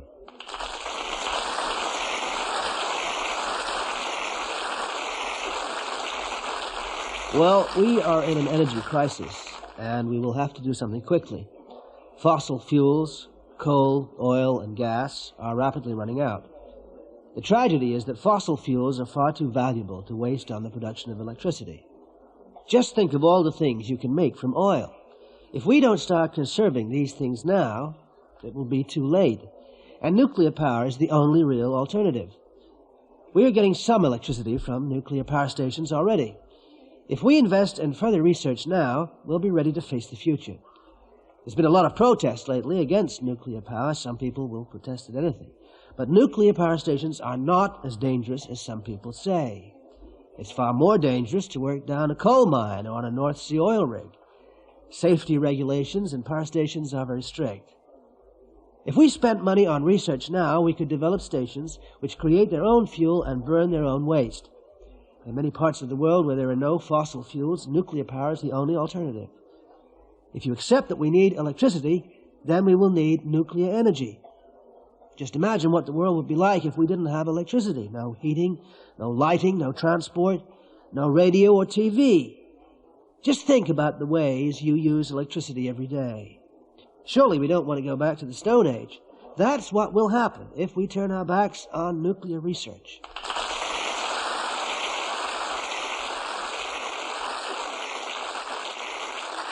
Thank you, Professor. Our next guest is a member of CANE, the Campaign Against Nuclear Energy, Jennifer Hughes.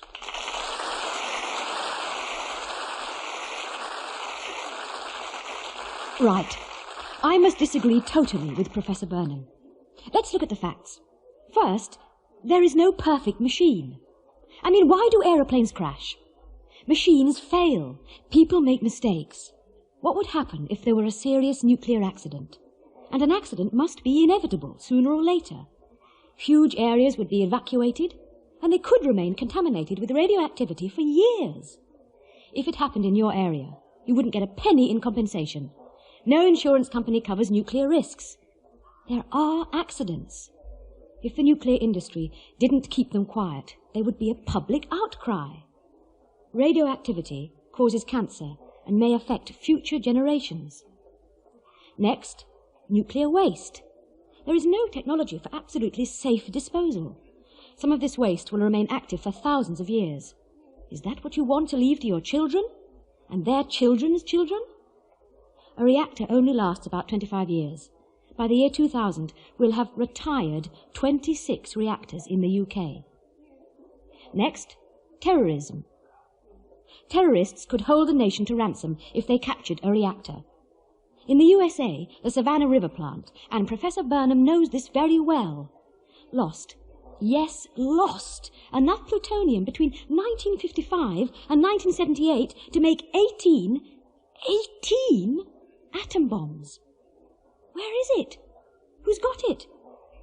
I consider that nuclear energy is expensive, dangerous, and evil.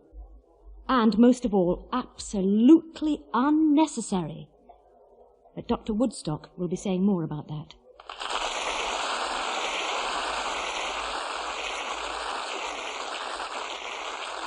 Thank you, Jennifer. Now, I'm very pleased to welcome Dr. Catherine Woodstock. She is the author of several books on alternative technology.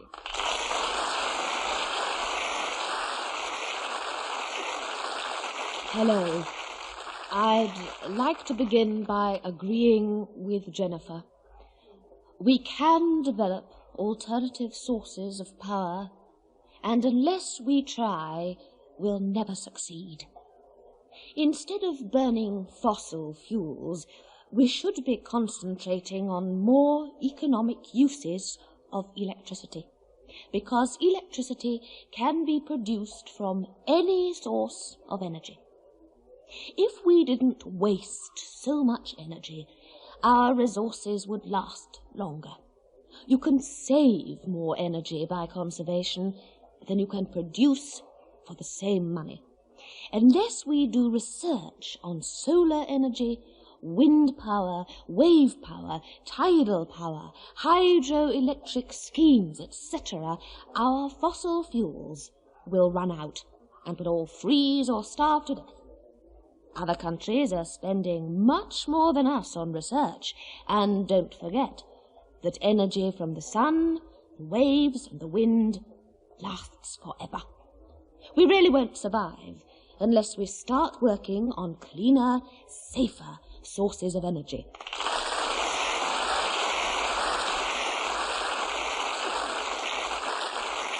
Thank you very much, Dr. Woodstock.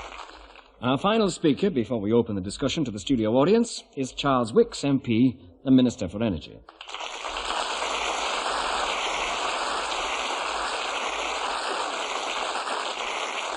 I've been listening to the other speakers with great interest. By the way, I don't agree with some of the estimates of world energy reserves. More oil and gas is being discovered all the time. If we listen to the pessimists, and there are a lot of them about, none of us would sleep at night. In the short term, we must continue to rely on the fossil fuels, oil, coal, and gas. But we must also look to the future. Our policy must be flexible. Unless we thought new research was necessary, we wouldn't be spending money on it. After all, the government wouldn't have a Department of Energy unless they thought it was important. The big question is where to spend the money. On conservation of present resources or on research into new forms of power. But I'm fairly optimistic. I wouldn't be in this job unless I were an optimist.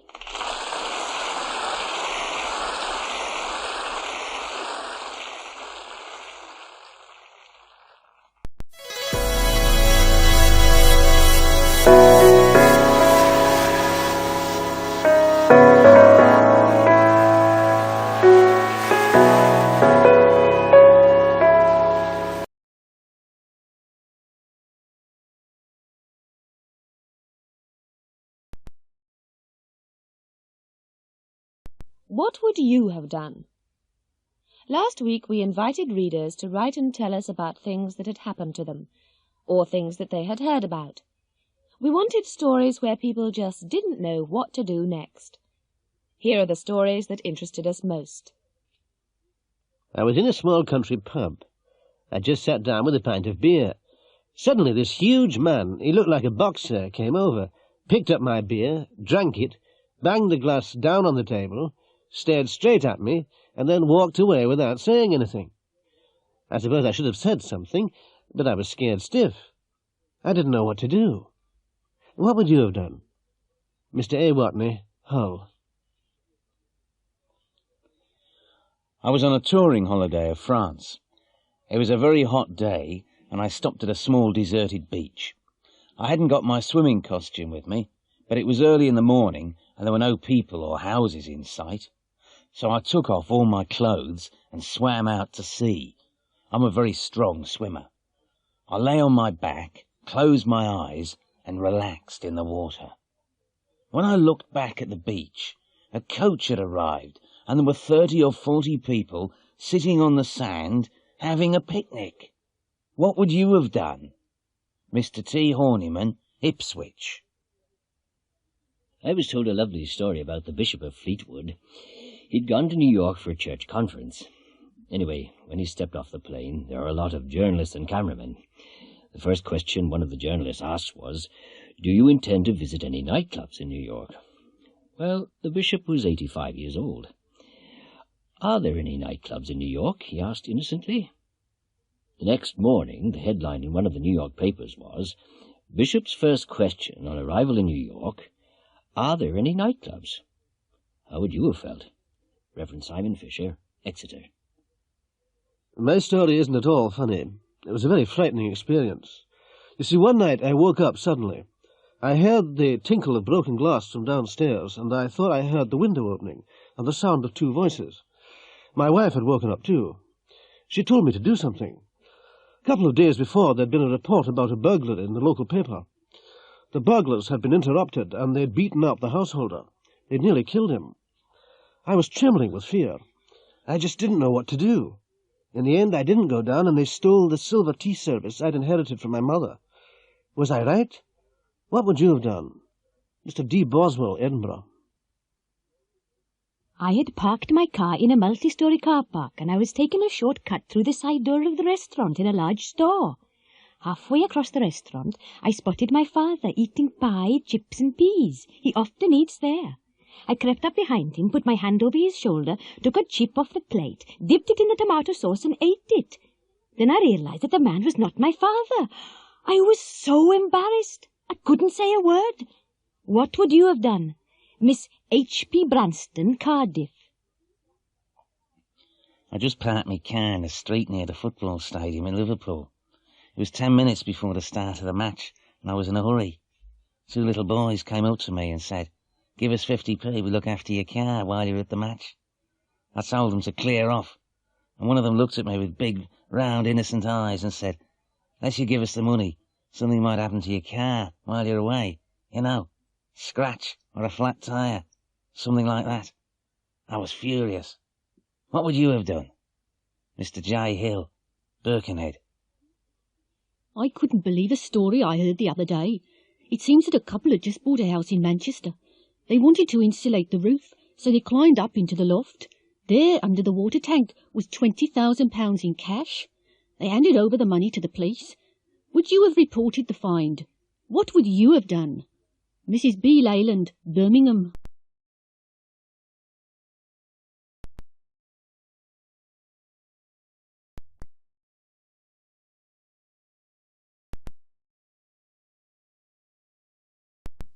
A bad day at the office.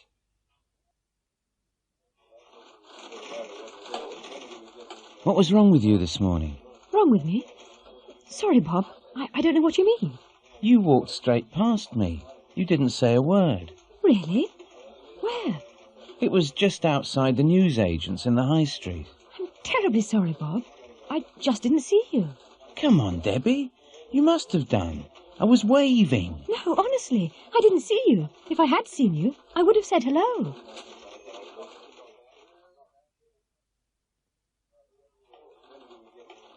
Debbie, have you sent that telex to Geneva? No, I haven't. Why haven't you done it yet? It's urgent. Because you didn't ask me to do it. Didn't I? No, you didn't. If you'd asked me, I'd have sent it.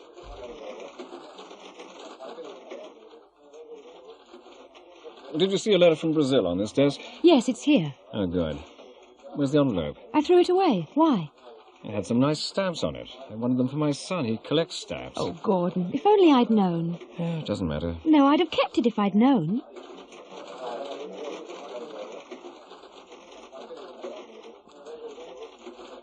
What's the matter, Jeff? You don't look very well. No, I've had a terrible cold. I've been in bed all weekend, but it's better today. I had a bad cold last week. I know, and you gave it to everyone in the office. I wouldn't have come to work if I'd had a cold like that. Debbie? Yes? Did you type this letter? Yes, why? Is there something wrong with it? Have a look. This should be £400. You've typed £40,000. Oh, yes. I'm ever so sorry. And you've also misspelt the customer's name. It should be Snelling, not Smelling. It's not funny, Debbie. If I hadn't noticed it, we could have lost the order.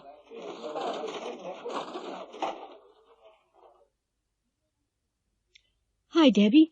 Did you have a good day today? No, I didn't. I'm glad today's over. Everything went wrong. Really? Yes. I made a lot of typing errors, then I forgot to send a telex, and I offended Bob because I ignored him in the street. Why was that? It was that party last night. If I hadn't gone to bed late, it wouldn't have been such an awful day. I'm having an early night tonight.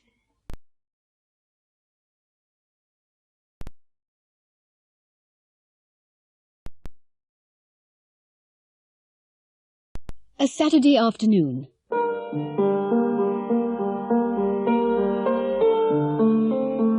Gillian felt slightly uneasy as the porter unlocked the gates and waved her through. St. Alfred's Hospital was not an ordinary mental institution. It was the most exclusive institution of its type in the country. You had to be not only mentally ill, but also extremely wealthy to be accepted as a patient. She parked her car outside the main entrance of the imposing 18th century building. She paused on the steps to look at the superb ornamental gardens and surrounding parkland. An old man in a white Panama hat was watering the flower bed beside the steps. He smiled at her. Good afternoon, miss. A lovely day, isn't it? Yes, it certainly is. Are you a new patient? Oh, I'm not a patient. I'm just here to do some research. Will you be staying long? I really don't know. I wonder if you could direct me to Dr. Carmichael's office. Certainly, miss. Just go through the main door, turn left, walk down to the end of the corridor, and it's the last door on the right. Thank you very much indeed. Dr. Carmichael was waiting for her. He had been looking forward to meeting his new research assistant. He himself had always been interested in the special problems of long-stay patients. Dr. Carmichael was very proud of his hospital, and she was impressed by the relaxed and informal atmosphere.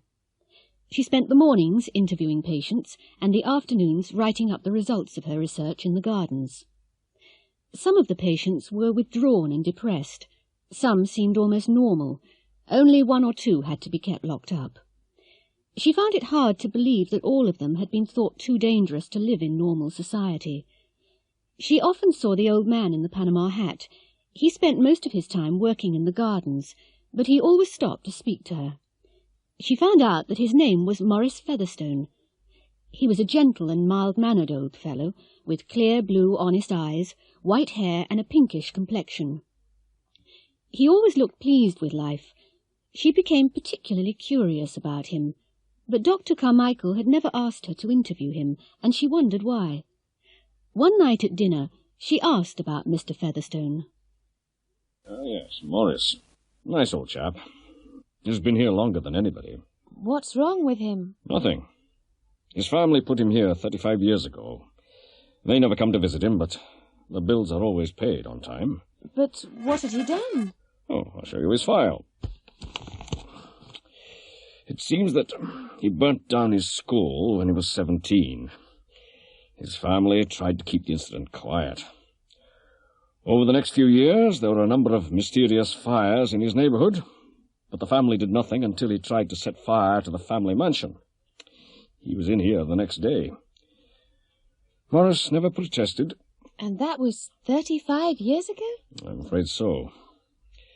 If I'd had my way, I'd have let him out years ago. But he can't still be dangerous. No.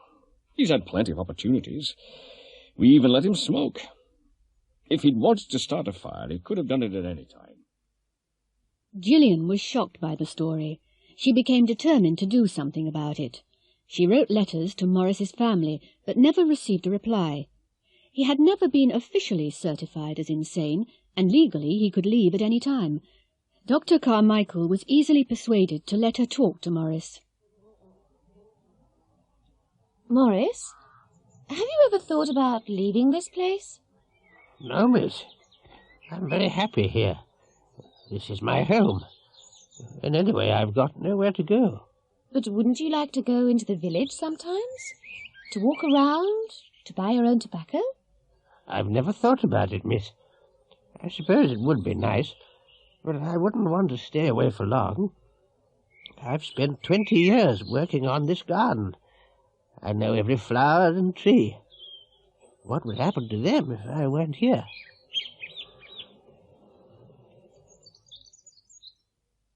Gillian realized that it would be unkind to make him leave the hospital. However, she found out that the next Saturday was his birthday. She arranged with the staff to give him a party. They wanted it to be a surprise, and Dr. Carmichael agreed to let him go out for the afternoon. There was a flower show in the village. Morris left at 2 o'clock. He seemed quite excited. They expected him to return about 4 o'clock.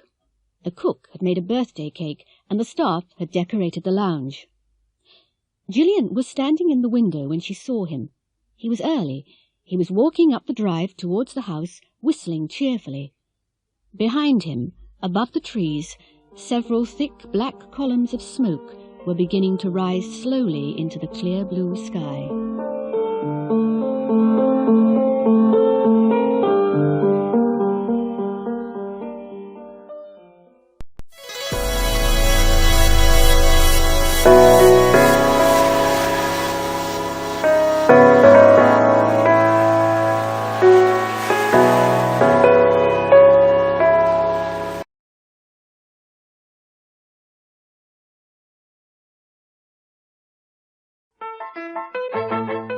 Holiday USA.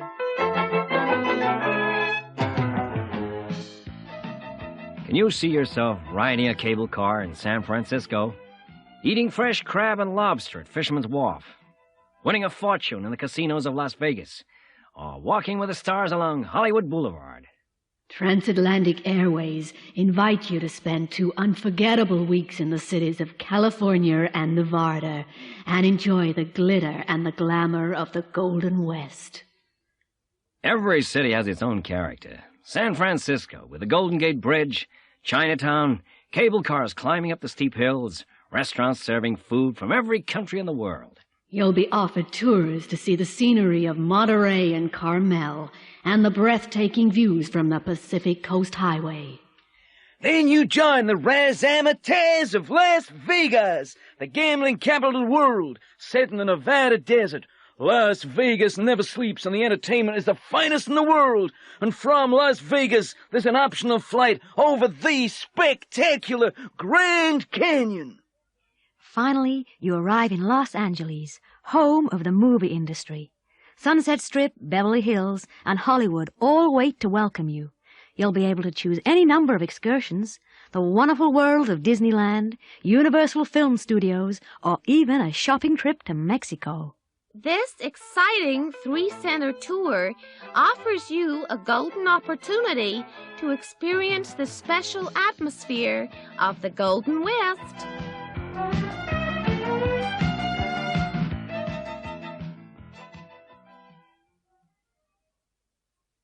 Mark and Emma Austin are a young couple in their late 20s. Emma was interviewed about the holiday. On the whole, we enjoyed it very much, but it was pretty tiring. We went on most of the excursions because we didn't want to miss anything. We really felt we needed more time. If we went again, we'd stay longer. We would have spent more time in San Francisco and less time in Los Angeles if we'd known more about the cities. Los Angeles was a bit disappointing.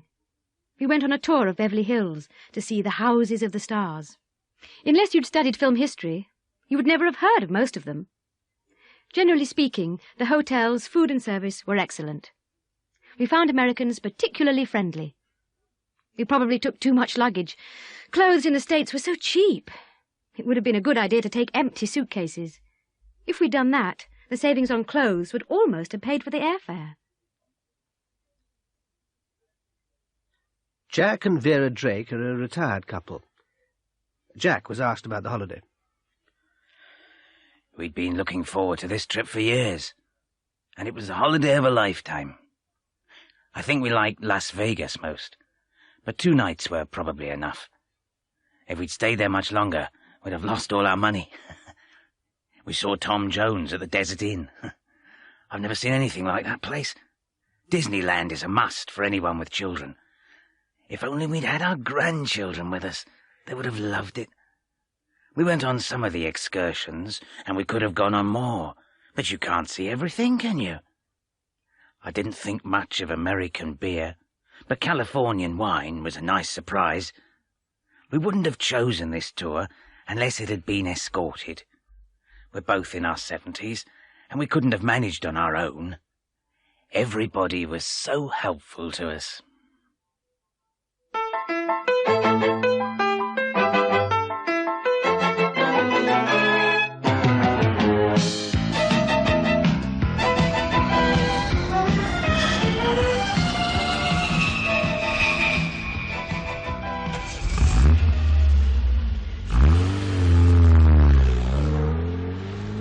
Fly Dry means freedom, the freedom of the road to explore this exciting country. Fly Drive must be the logical way of seeing the land of the motel and the freeway. America is made for drivers. American cars are easy to drive, comfortable, and petrol is much cheaper than in Europe. A flexible timetable is the ideal way of getting the most out of your holiday. We book your first night's accommodation in a hotel near the airport and deliver your car in the morning.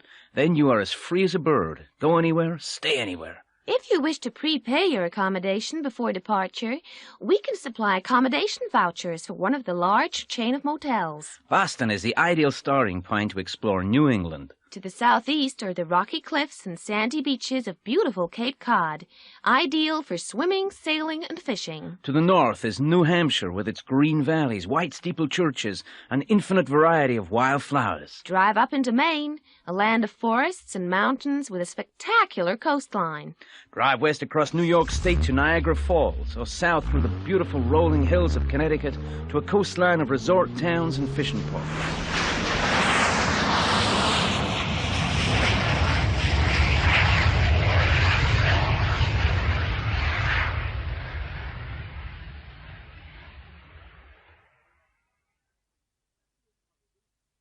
Matthew and Polly Winthrop took their 2 children on the fly drive holiday.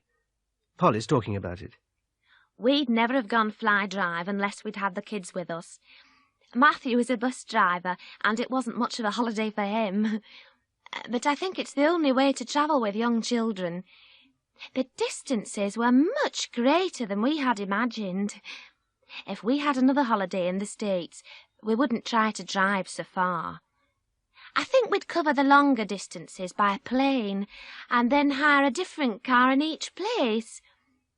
The motels were very well equipped, and the children were always made welcome. The motels didn't have much character, but when you're touring, you just need somewhere to sleep. Every room had TV. For us, that was marvellous. We wouldn't have been able to leave the children if there hadn't been a TV in the room.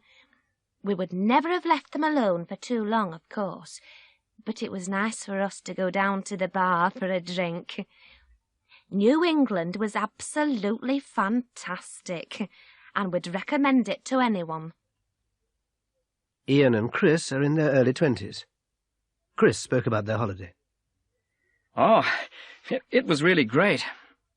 We took it in turns to drive, so the distances didn't seem too long. American cars are tremendous. They're so big. One night we couldn't find a motel and we slept in the car. We bought loads of records and clothes. If we'd bought them in England, they'd have cost twice as much. We went in the autumn. They'd call it fall in the States, and the colours on the trees in New England were unbelievable. We wouldn't have chosen this holiday unless we'd liked driving. You spend a lot of time in the car. We intend to go again next year, but we'll go to Miami or San Francisco, if we can afford it.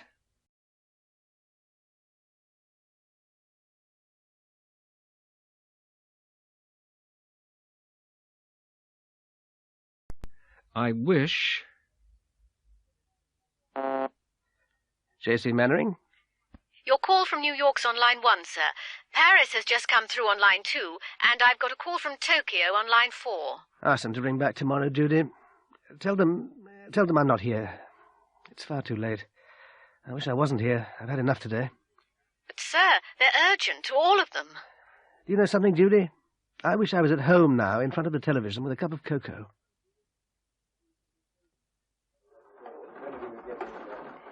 Look at that. It's pouring with rain again, and I've got to walk to the station. Typical British weather. It's all right for old Mannering. His Rolls-Royce is downstairs, waiting to take him home. I wish I had a chauffeur-driven Rolls. I wish I had a car. Any car. I'm going to get soaked tonight.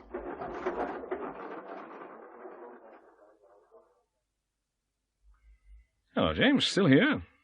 Yes, I'm waiting to see Mr. Mannering. You don't usually work in the evenings. I wish I wasn't working this evening.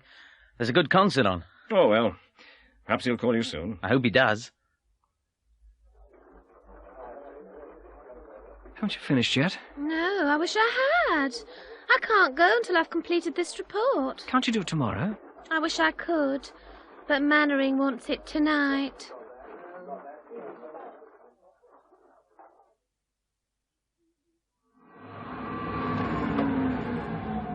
Evening, Joan. Evening, Shirley. Oh, I don't feel like working tonight. Neither do I. I hate this kind of work. Why'd you do it, then? I wish I didn't have to, but we need the money. My husband's out of work again. I know what you mean. I wish I'd learned to type or something like that. We can all wish. I left school at 14. I wish I hadn't, but there was no choice in those days. Youngsters have so many opportunities nowadays. I wish we'd had the chances. I'd never have ended up as a cleaner. Come on, Shirley. Let's have a cup of tea.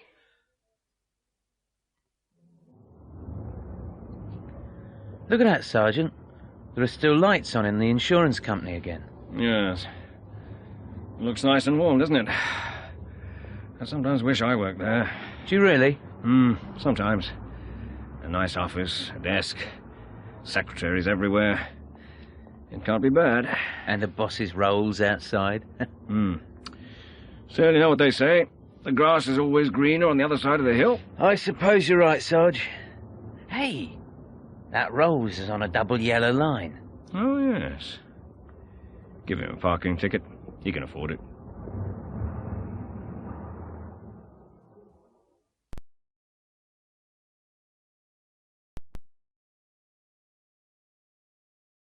The happiest days of your life. Some people say that your school days are the happiest days of your life. Here are 6 people talking about their school days. Sally Jennings works in an advertising agency. I went to the local grammar school. It was an all-girls school and we all had to wear uniform. That uniform, I really hated it.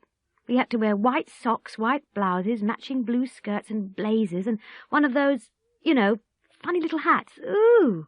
And we had to wear ties, really. We didn't mix much with children from other schools. It was a bit snobbish, I suppose. The syllabus was very academic. We never did things like cookery or needlework. I was glad at the time, but I wish they'd taught us a few basics. I can't even make a decent omelette. I didn't like games either. A lot of girls running round a hockey field on a freezing cold January afternoon. I hated it. Oh, and another thing I regret. I wish the school had been coeducational. I was terribly shy of boys for a couple of years after I left school, simply because I hadn't met many. Freddie Tapper is a successful self-employed builder. He went to a secondary modern school. School? I left when I was 15, and I was glad to get out. I knew exactly what I wanted to do. I wanted to start earning a living as soon as possible, in the real world. Most of the teachers were boring, and they didn't seem to understand us. They lived in a different world. They couldn't understand that we didn't want the things they wanted, you know, Shakespeare and all that rubbish. I'd have left earlier if I could. I think teachers are overpaid, and their holidays are too long. I don't know what they're always complaining about. I'm sorry I had to go to school at all. Samantha Wharton is the personnel manager of a department store. I was at a big comprehensive, nearly 2,000 students. Because it was so big, there was a wide choice of subjects, and I liked that. I suppose it was a bit impersonal sometimes. I often wished it had been smaller. But the teaching was very good, and there were lots of extra activities. I played in the school orchestra, not very well, and helped to produce the school newspaper. I think comprehensives could be improved. A lot of my friends left at 16, and they now regret leaving so early. Some of them would have done very well academically, if they'd been encouraged enough. Still, maybe things are different now. William Bunter is a civil servant. He's a senior official in the Foreign Office. I went to Eton, actually. I suppose I had a very privileged education. Academic standards were very high, and I was able to go on to Oxford. The thing I remember most is the comradeship. The friendships I made there have lasted through my life. Sports were very important for me.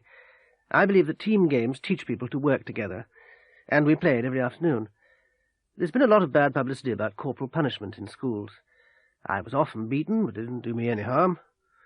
Maybe young people would be better behaved these days if there were more discipline in schools. My only regret about boarding school is that I didn't get to know my parents very well. I didn't see much of them after the age of 8. I've thought a lot about the problems, but I'd like to send both of my sons to Eton. I've already reserved their places.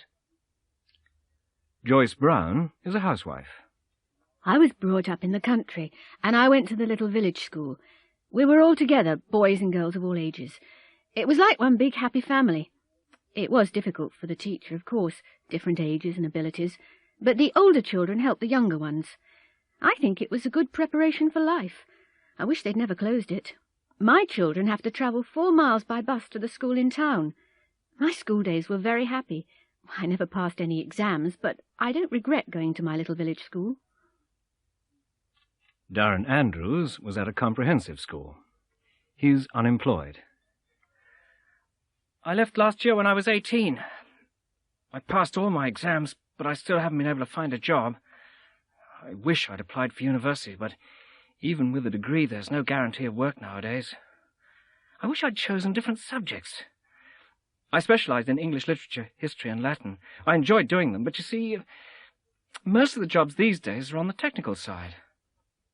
I think schools ought to give more advice on careers, and there should be more specific job preparation. If I'd known more about job possibilities, I'd have done other subjects.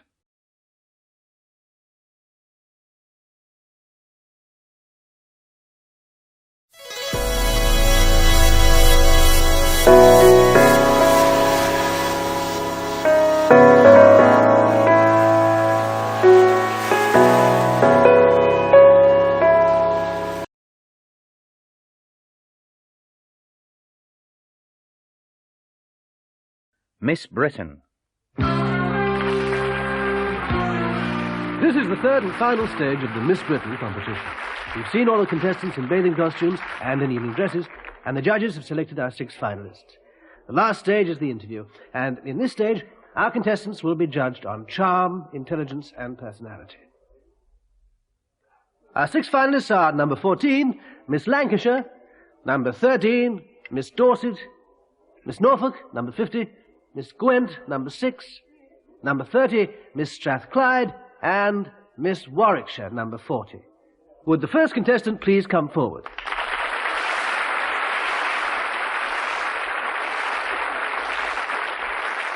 This is 17-year-old Grace Field from Lancashire.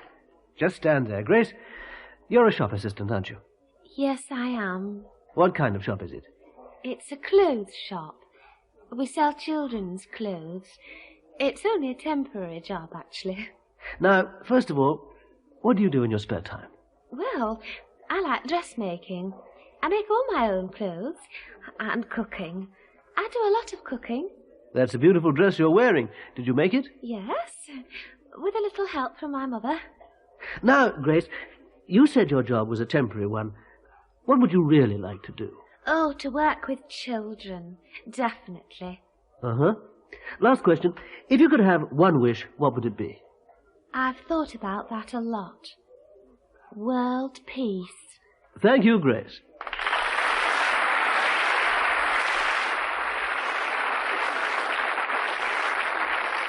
Our next contestant is a beauty consultant from Dorset, Victoria Hardy. Victoria's 25. Hello, Victoria. Good evening, Terry. It's lovely to meet you. Thank you. Have you got any great ambitions, Victoria? Yes, I like to sail across the Atlantic. The Atlantic? Alone? No. Have you any experience of sailing? Yes, I go sailing every weekend. Is that your only hobby? It's my favourite one, but I like horse riding too. Good. What about one wish? I'd wish for a long life. Very nice. Thank you very much, Victoria.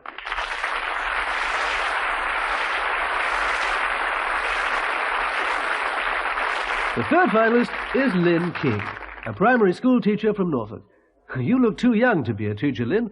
None of my teachers look like you. I'm 21. This is my first year. I see. Tell me about your hobbies. I'm very interested in astronomy and playing the piano. Ah, music and the stars. Very interesting. Have you got any great ambitions? You'll laugh, but my ambition is to go to the moon. Seriously. Do you think you ever will? Who knows? And if you could make a wish? I just wish for happiness.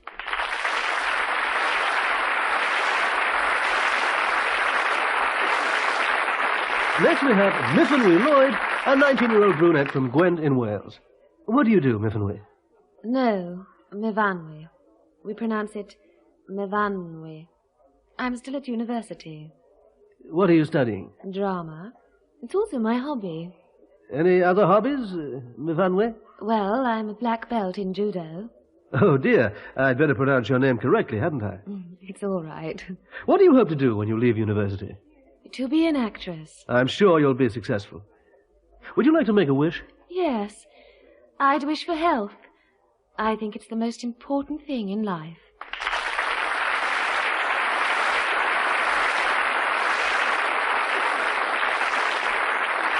Our next finalist from Scotland is Miss Strathclyde, a 23-year-old fashion model, Dawn Munro. Hello, Dawn. Hello, Terry. What are your interests? Dancing and photographic work. So you're a keen amateur photographer? No. I'm more interested in modeling. I see. What about your ambitions? I'd like to become Miss World. Really? You are ambitious, aren't you? And your wish? I've always wanted one thing, fame. I'd like to see my face on magazine covers. Well, it's certainly pretty enough. Thank you, Dawn.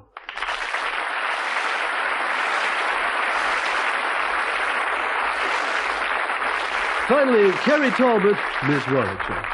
How old are you, Kerry? 18. Don't be nervous. Speak up a bit. And do you work? I'm a typist. What do you like doing in your free time? Reading. I like reading and swimming. What's your ambition? To have a large family. I love children. And if you had one wish, what would you ask for? It sounds silly, but I'd ask for good luck. I'm very superstitious. Look, my fingers are crossed. Thank you, Kerry. Now, while our judges are making their final decision, we'll take a short break.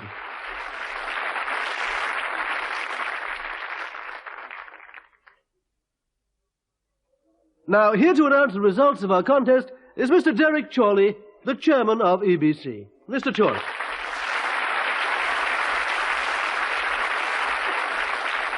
Thank you, Terry. I'm going to read the results in reverse order. Third, for a prize of £5,000 and a weekend in Paris, is number 13, Victoria Hardy from Dorset.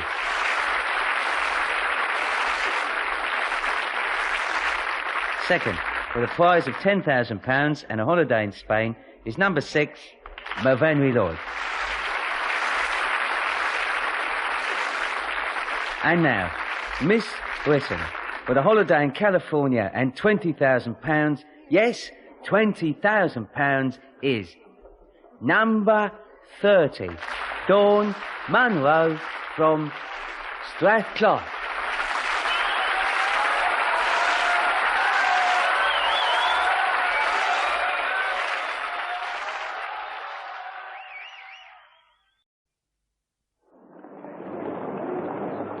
I never watch beauty contests. They're like a cattle market. I think they insult the intelligence of women. No woman with any self-respect would ever enter a competition like this. I find them totally degrading. I certainly don't take them seriously. They're harmless fun, really. I mean, you see prettier girls every day in shops and offices, but people earn a living from their intelligence or from their abilities. Why shouldn't they make money from their appearance? I occasionally watch them, but I don't think I'd like them if I were a woman. After all, a lot of girls would look just as good with the makeup, clothes and lights. Anyway, beauty's only skin deep. I often feel irritated when I'm watching a beauty contest. The values are false. I always watch them. I like looking at pretty girls. I'd rather watch a beauty contest than a program about politics. There isn't enough glamour in the world. If you don't like it, you can always switch off the television.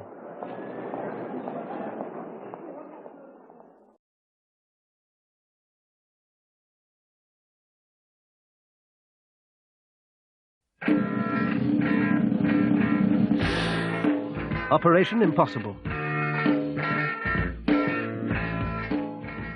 Ah, 006. I want you to look at these pictures carefully. This could be the most important mission of your life. At last, we've got the chance to break the biggest crime syndicate in the world. Smash. Look at the man in the middle. He's the one we've been after for years. Who is he? We think he's the one that controls Smash. He's certainly the one that ordered the murder of 003, the one that planned the hijacking of the jumbo jet full of world leaders, and he organizes the biggest drug smuggling operation in the world. Do we know his name? We know some of them. Otto Krugerrand. That's the name he uses in legitimate business. Dr. Nader. That's the name he was using in Vienna last year. John Smith. That's the signature he left in a hotel register in Bangkok. Who's the gorilla standing behind him? Slow Job. He's the bodyguard who travels everywhere with Krugerrand. And the only person he trusts. He's an expert assassin. He's the one who fed 004 to the crocodiles. How charming. What about the woman?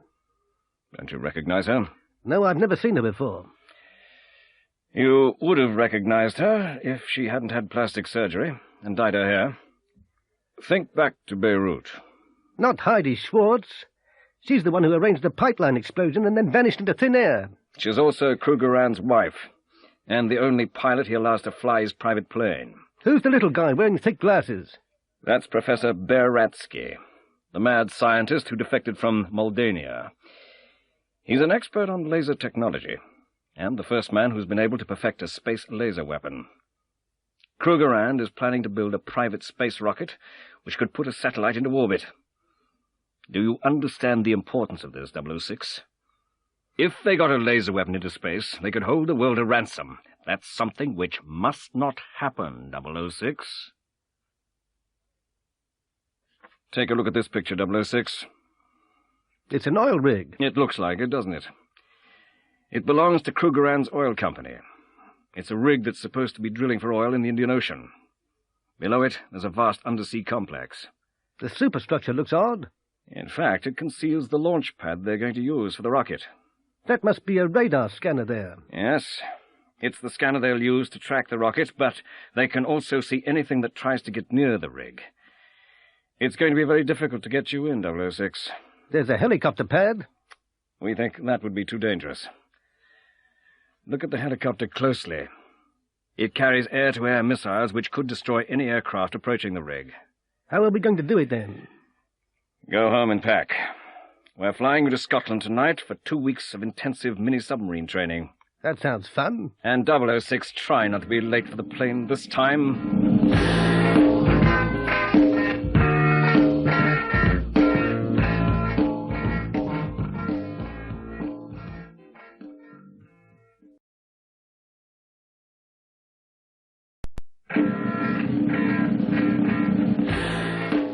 Operation accomplished. When 006 reached the rig, he climbed up one of the towers. He was looking for someone whose uniform he could steal, but the rig seemed deserted. He went into an empty cabin.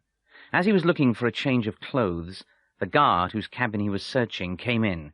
He was surprised to see 006 in his black frogman's suit, and 006 had no difficulty in silencing him with one blow to the neck.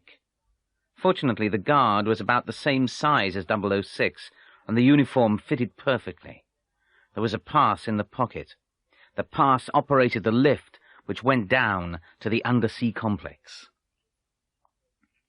006 woke up with his hands tied behind his back. His head was throbbing. He was not alone. In the room were Krugerrand, Slowjob, Heidi, and the guard whose clothes he was wearing. And a beautiful girl, whose hands were also tied, was lying beside him. 006 recognized her instantly. She was Pip Kingsley, an American agent he'd met in Washington. 006 looked at his watch. The explosive device he'd put on the rig was timed to explode in 45 minutes. Krugerrand noticed that 006 was awake. "Welcome, Commander Fleming. We've been expecting you," he said, smiling. "Unfortunately, we haven't got time to show you around. Blast-off is in 40 minutes. Slowjob will take you to feed the sharks. They must be very hungry by now." "I'm delighted to meet you, Krugerrand. I've been looking forward to it. Thank you for your invitation. I've always been interested in big fish. See you later." "I don't think so, Commander. This will be your last mission. Slowjob, take Commander Fleming and Miss Kingsley to the aquarium." Slowjob escorted them to Krugerrand's private apartment. One wall was made of thick glass, and behind it 006 could see the dark shapes of the sharks cruising around. Slowjob pushed them up a spiral staircase to a platform above the shark tank. "Ladies first," 006 said politely. No, after you," replied Miss Kingsley with a smile on her face. You wouldn't refuse us a last cigarette, would you, Slow Job? 006 asked. I don't smoke, Slow Job grinned, and you should give up smoking. It's bad for your health. Now come on, Slow Job. There are some cigarettes and a lighter in my pocket. 006 indicated his jacket pocket. Okay, but don't try anything. Slow Job reached into 006's pocket and took out the cigarettes and lighter. He was careful to keep his gun trained on 006 all the time. He took a cigarette out of the packet and pushed it into 006's mouth. He pressed the lighter with his thumb. The sudden force of the flame took him by surprise. At that moment, 006 kicked him in the stomach. He fell backwards and disappeared into the tank. Within seconds, all that remained of him was a red pool of blood on the surface. The lighter had dropped to the floor and was still burning, and 006 was able to burn through the ropes which held his hands. He quickly released Miss Kingsley. He glanced at his watch. "We haven't got much time," he said. "Can you fly a helicopter?" "I can fly anything if I have to," she replied calmly. "Good. Go and get the engine started and be ready to go. If I'm not there in exactly 10 minutes, go without me." 006 ran back to the control room and walked calmly in. "Good evening, gentlemen," he said. Krugerrand turned, and he was moving his hand towards his pocket when a jet of flame from 006's lighter threw him back across the room. 006 pointed the lighter at Baratsky and Heidi while he pulled every switch on the control panel until it exploded and burst into flames. 006 ran quickly to the lift, but it was on fire. He had 5 minutes left, and he started to climb the ladder in the lift shaft. He was halfway up when he felt a hand grabbing at his ankles. It was Krugerrand. 006 gripped the ladder tightly, turned, and kicked Krugerrand hard in the face. He fell back, screaming, into the flames below. The helicopter was already in the air, hovering about a meter above the pad.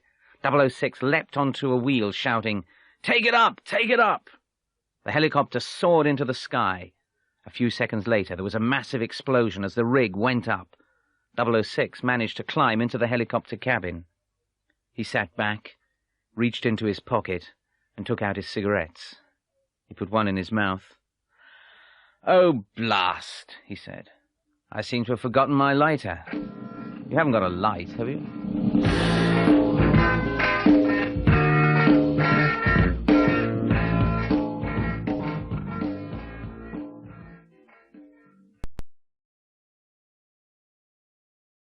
Student Mastermind. Our next contestant on Student Mastermind is Victoria Bamber, who is a student at Sandpool Comprehensive. I'll just remind you of the rules, Miss Bamber. You have 2 minutes in which to answer as many questions as possible. If you do not know the answer, you should say pass. I shall then go on to the next question. If you answer incorrectly, I shall then give the correct answer. You will get 1 point for each correct answer. If 2 contestants have the same number of points at the end, the one who has the fewest number of passes will be the winner. Are you ready? Yes. Can you name the President of the United States whose early career was in Hollywood? Reagan. Ronald Reagan. Correct. What is an instrument which shows the direction of north? A compass. Correct. Can you tell me the name of the sea where eels go to breed and die? Pass. Name the person who became the first woman Prime Minister of Britain. Margaret Thatcher. I'll accept that. What is the date when the United States celebrates its independence? The 4th of July. Correct. What do we call a person who always expects the best to happen? An optimist. Correct. Can you tell me the language which was spoken in the Roman Empire? Italian? No, wrong. The correct answer is Latin. What is the office people visit when they want advice about their marriage? Pass. Who was the Egyptian queen whose beauty was famous throughout the world? Cleopatra. That's correct. What's the newspaper column where jobs are advertised? The job adverts? Can you be more exact? No, I can't think of it. I'm afraid I can't give you that. We were looking for situations vacant. Now, can you tell me... I've started, so I'll finish. Can you tell me the name of the French emperor whose final battle was at Waterloo? Napoleon Bonaparte. Correct. And at the end of that round, Victoria Bamber has scored 7 points. You passed on 2. The sea where eels go to breed and die is the Sargasso Sea, and the office people visit when they want advice about their marriage is the Marriage Guidance Council. Thank you. Can we have our next contestant, please?